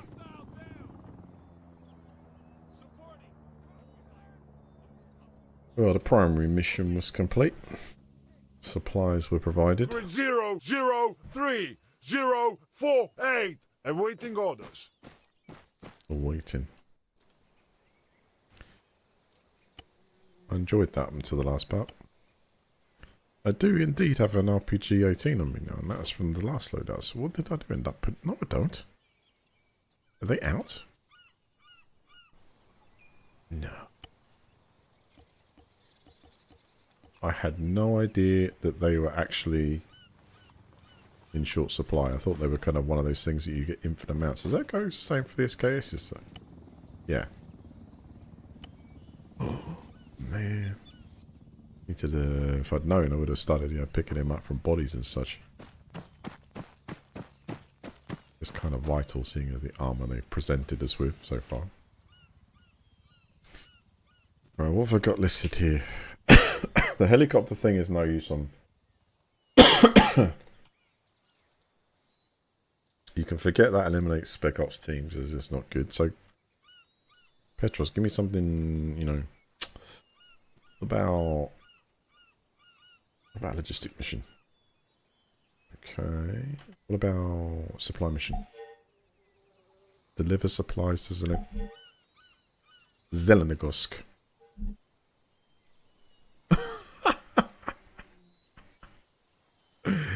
We drop this package off. We're going to be up against 2 military outpost patrols, helicopters, guns, ships, everything.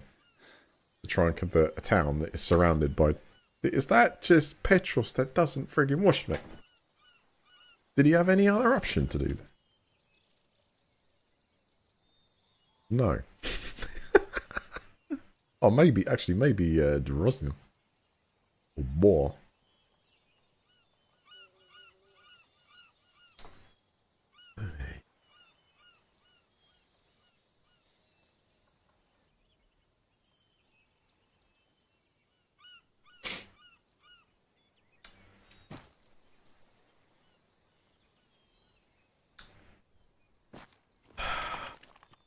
Let's just see what we can do about this.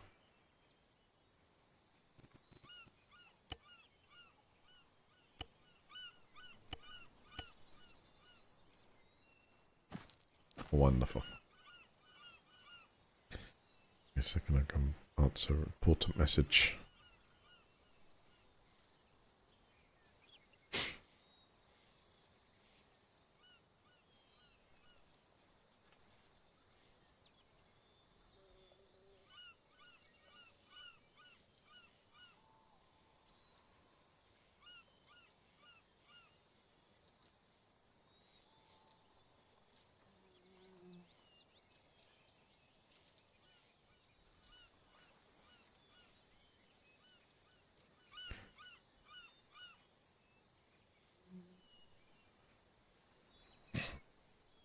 Okay. Now can I change direction? Turn this around.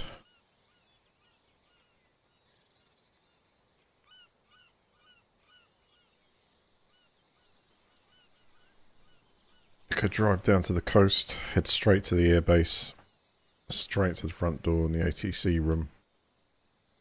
Take out waves and waves of enemies trying to get through the front door, take their stuff. Blow up everything I can there.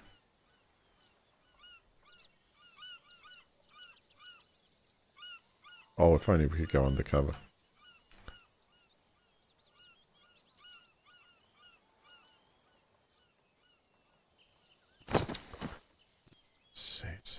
Convoy M logistics mission. You already gave me a mission of this type.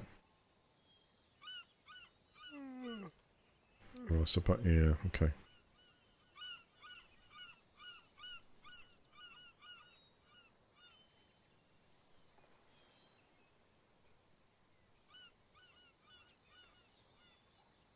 collect the data and bring it to HQ before the enemy's rescue team.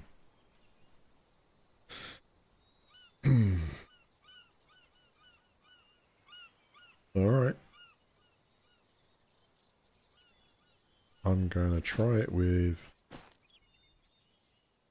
a couple of medics. What are they, 100 each? Be advised. Reinforcements have arrived. Be advised. And what, are we going by boat? Hold on, Petros, let's see what you got on you. Isn't there usually... Oh, that's the donate to player and faction.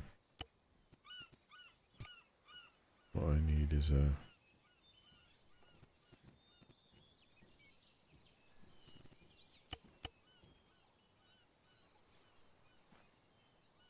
So this one doesn't allow you to go to Petros and lend it.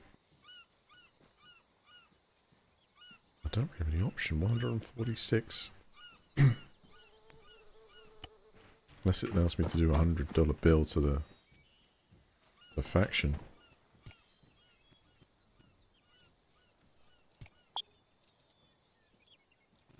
Oh, it does.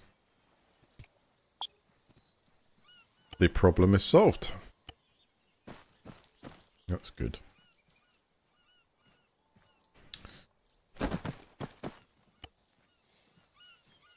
New vehicle asset deployed to your AO. Alright, everyone else in. Like one seat.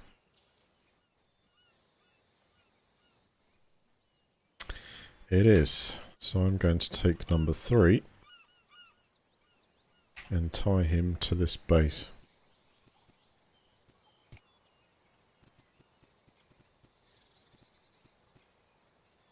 I'm going to garrison him. He can be Petros' personal physician. There you go. There he is. It's Petros' personal medic. He's going to need it in a minute if I can't turn this vehicle around.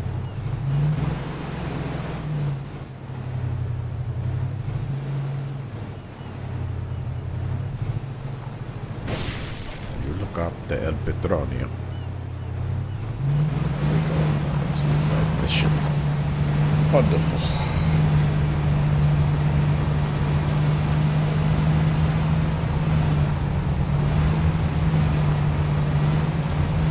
Is going to be rough. I can imagine trying to... Well, we think of landmarks to get it to, if we're able to survive the onslaught of firepower, which is going past. But it's another one of the T-junction there to the left, Zelenogorsk, which is right opposite the bus stop. But to get in there, drop it off, and somehow get stuck into these buildings somehow to defend against what would be... the army trying to stop it from both ends of the city. And it's not like they're not going to already be there just to put it down. So it's like 10% is being generous, I think.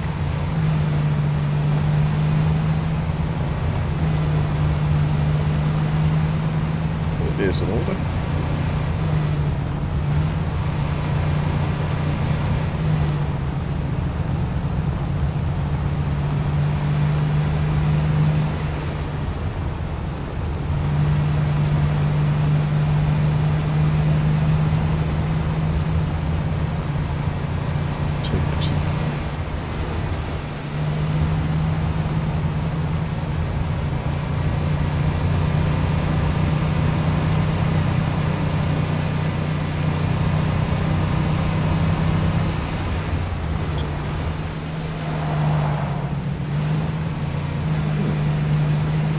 I'm supposed to think maybe we're the rebels, right? So we got support of our 32.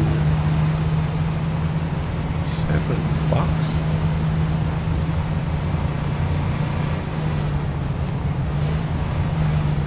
Well,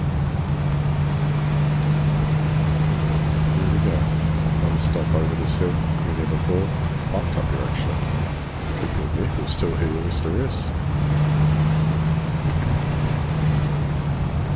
Just hope they don't notice. Okay, firing going already. Does that mean this town is full of zombies? Oh yeah, see you later guys, how you doing? Don't mind the... Oh, you don't need another roadblock. Look at this lot. Get out of it. We're just fine. So where was it again? It was where the bus stop is, and there's kind of a T-junction coming up. Oh, look, this... Oh my god. Oh, that's the T-junction, alright.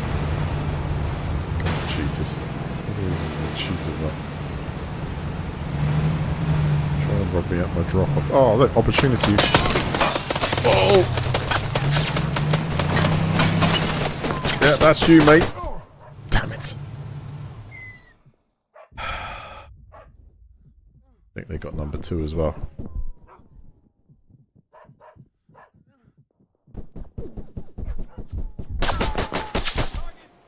You know, I was quite surprised it got that far. That was 2 for 2. Waiting. I tell you what, it's kind of war out there though. Wonder what that is.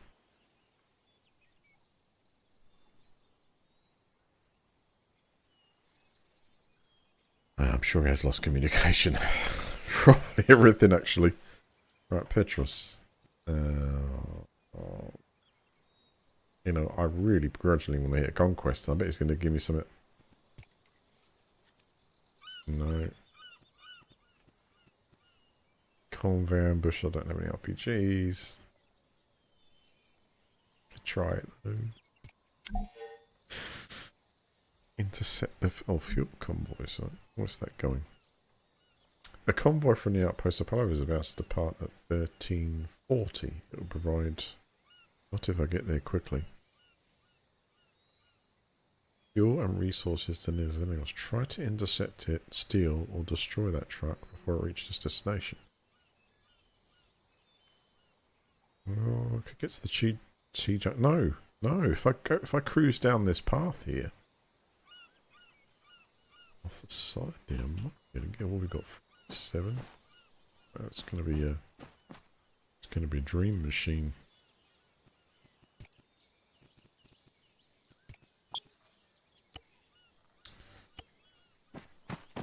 Really miss it. So you know. Exclusives to the rebels. Guys, you've got a new vehicle on standby. New, you say?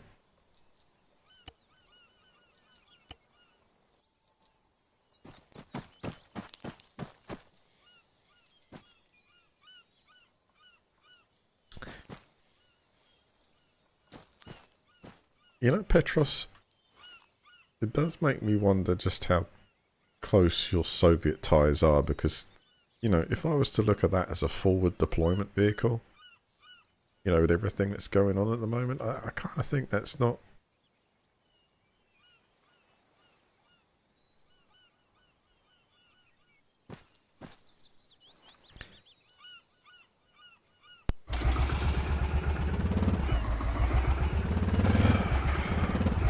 That comes in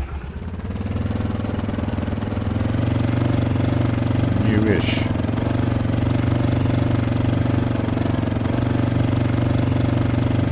I'm not concerned I'm going to get there okay. That could happen. I'm more concerned that this thing isn't fast or stable enough to actually... What is that doing? To keep up with the convoy.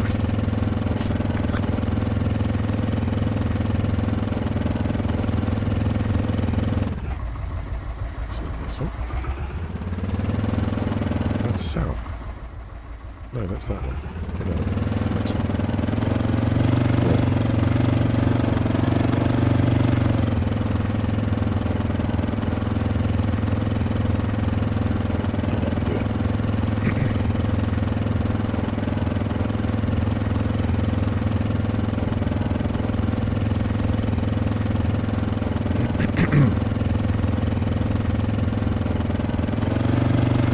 Oh, there's boost. It has that.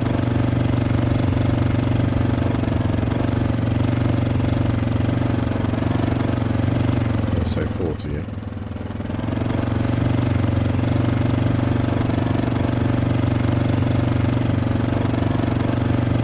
I'm feeling good about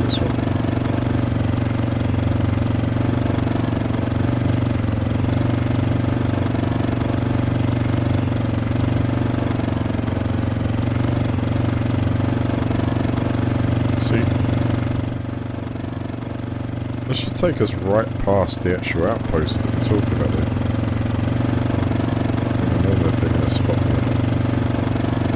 Yeah, that's the outpost. I'm thinking to myself, if we go up here and get somewhere here, we should be able to stop it, but then realistically I have no idea which way that's going to go.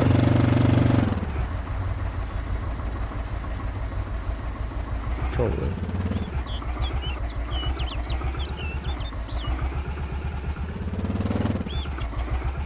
I don't know if it sort of appears out of an armored convoy. Oh no, I didn't add binoculars to the set, so who knows.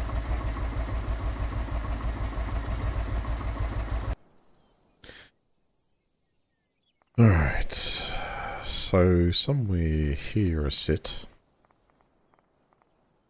And if we're lucky, the convoy decides to go down this way. If we're unlucky, it's going to go this way, and it's going to be absolute mayhem.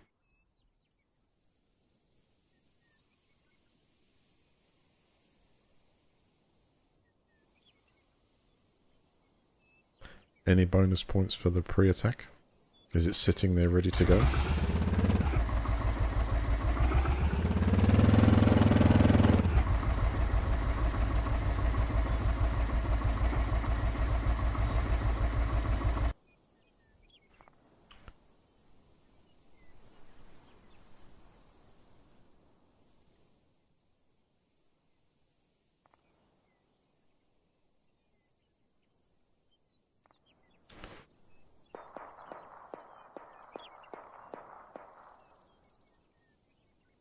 Zombies, I reckon.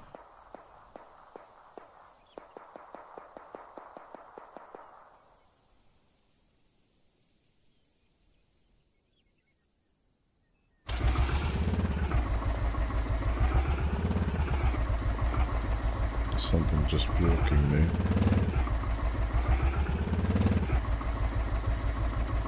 There could be civilians because they're around a factory.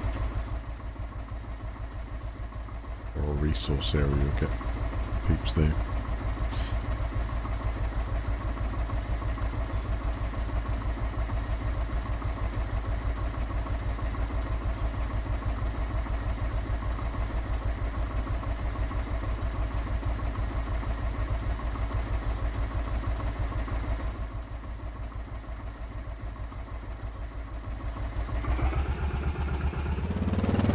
Risky.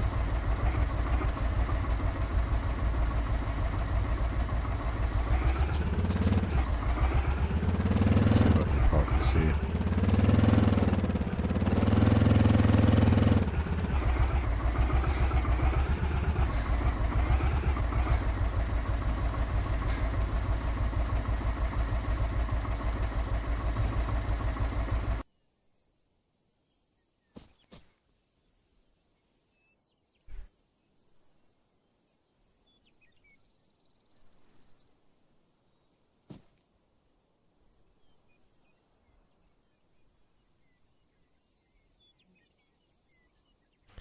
All about potentially getting that shot on the driver.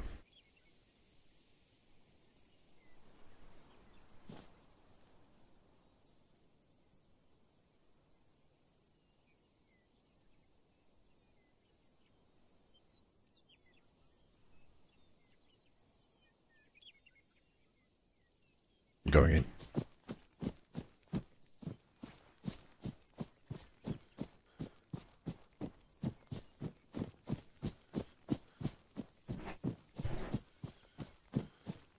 I want to know if the vehicles start inside the base. And you could literally take out the driver there, but I'd have to blow it up. Tank, 300 meters, bearing 165. Where did you come from, DS?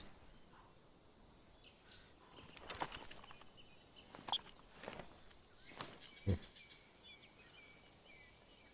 medic's back. Don't know where, but... Two, stealth. Uh-oh.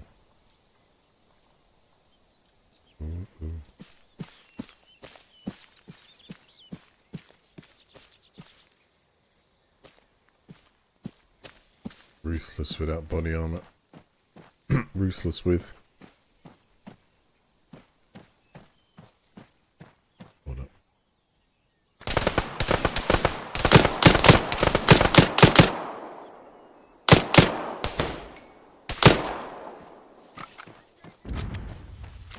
Uh-oh. Incoming mortar from local station. I'm going to back off. Oh my god. I see movement.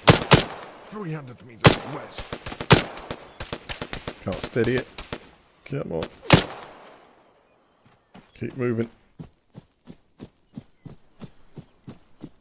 Too fatigued. Steady the aim.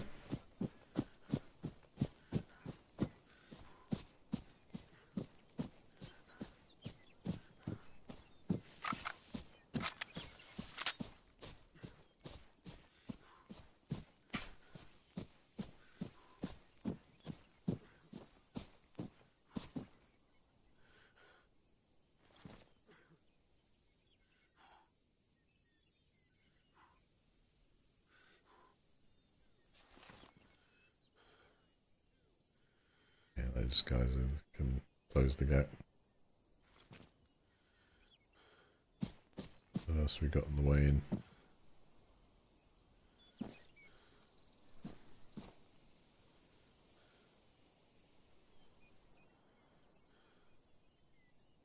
Time till convoy? Less than 1 minute. It'd be worth having a look at those bodies. See if I can get a launch system. One of them might have a rocket. Try and find it. Oh my god. Oh, that was a shocker. One shot. Straight through me. Oh, that was shocking.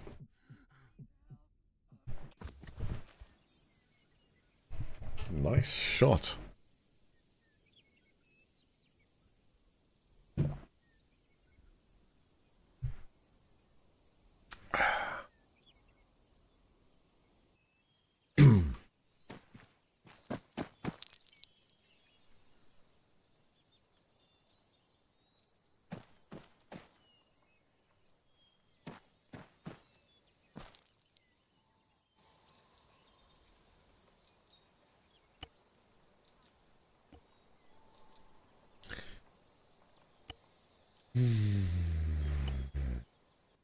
Okay, come on.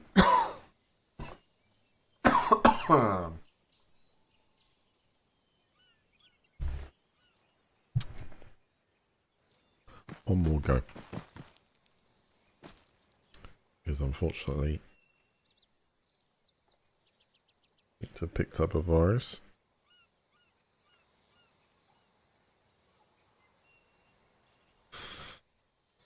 And under attack.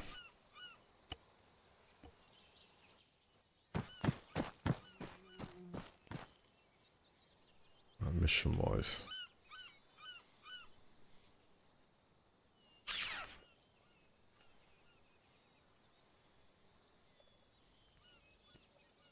Supply mission. Nope. Conquest mission then. God, give me a place to take that's, you know, really. Huh. Roadblock is doable. Route to roadblock. Hilarious.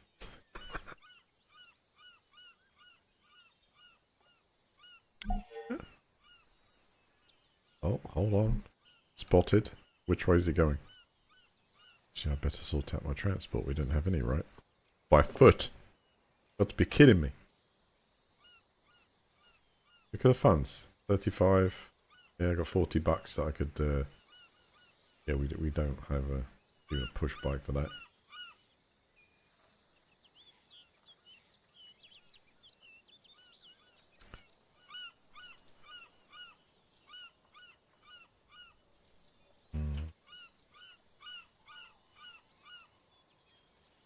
Don't have the default control. Otherwise I'd drop myself in a B-52 bomber. me think.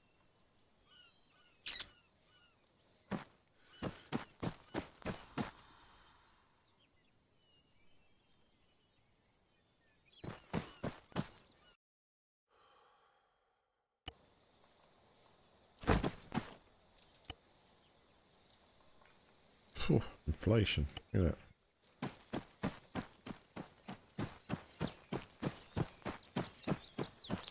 Well, I think I'm going to call it here. I think I'm going to call it here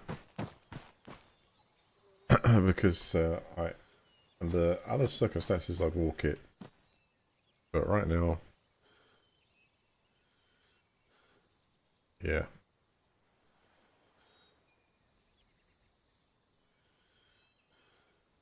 My eyeballs are like flipping up. Exactly, mate. Yeah, Petros has got the virus. Well, that was fun. This is, in its default setting, is pretty difficult. I think adding the undead there means, you know, you've got them attacking at the same time, but you need to hit roadblocks and gather experience, the usual, really. But I do like it with the undead. You can see that it even ties up the AI at points and bits and pieces. Wish everyone a good night. I will hopefully see you soon. One of the things I do want to discuss with you lot here is I don't know about you lot, but I feel a bit of a drought with games. I've been through a period of, you know, those like 10 years as a creator, and especially as I go to the 5 intense years, I call them, as a live streamer, where there was just hit after hit. You know, and ones you could play for just countless hours for, you know, what's very rewarding, from, you know, Conan, PUBG, Arma 3. It was like, and I sat down today and I did a load of searching. I do as like my habit every morning, apart from maybe I'll have one day off in the week. I go to the beach or something and do something, take mind off it.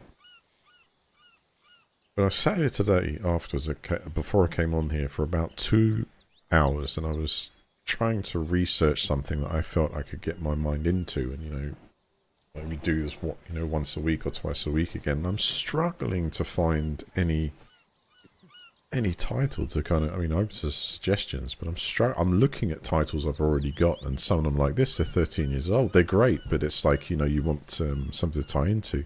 I saw Dune, and I was like, okay. But I'm at that stage where I felt even Dune was like something I'd done all before, just very different formula, rather than those big shooters coming out and really, you know, really get you, you know, really beautiful competition.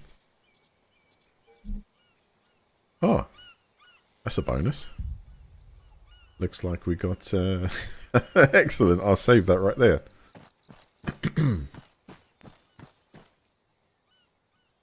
So I think the fuel truck blew up.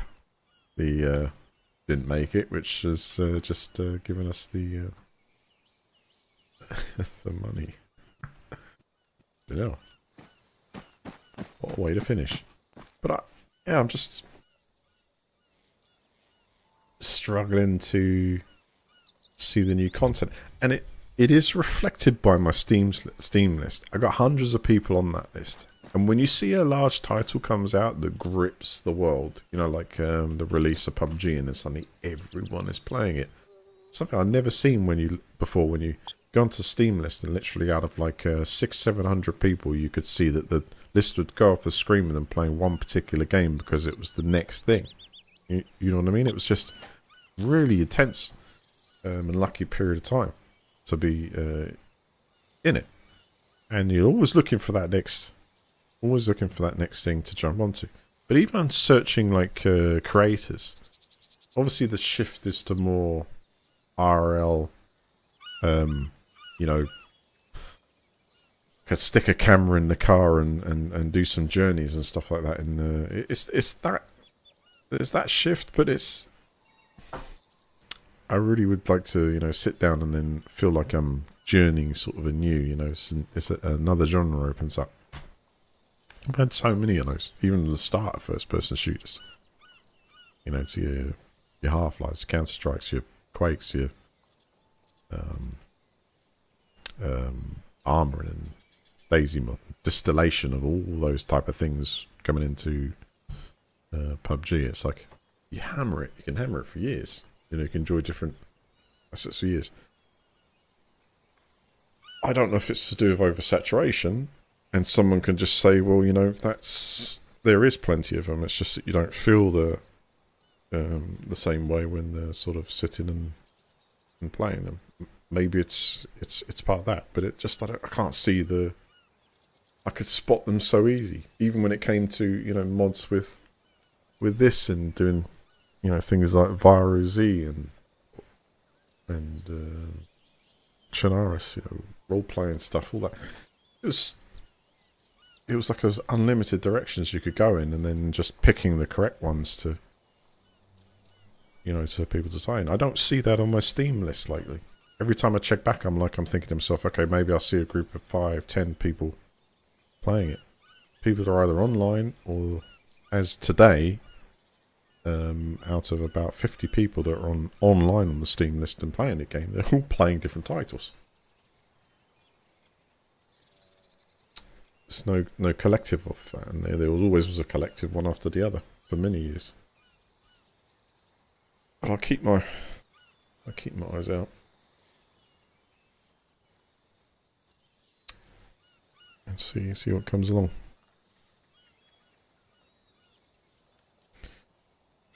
Have a wonderful evening. Thanks, William. Cheers, Eric. Walking 5 to 3. Have a good night.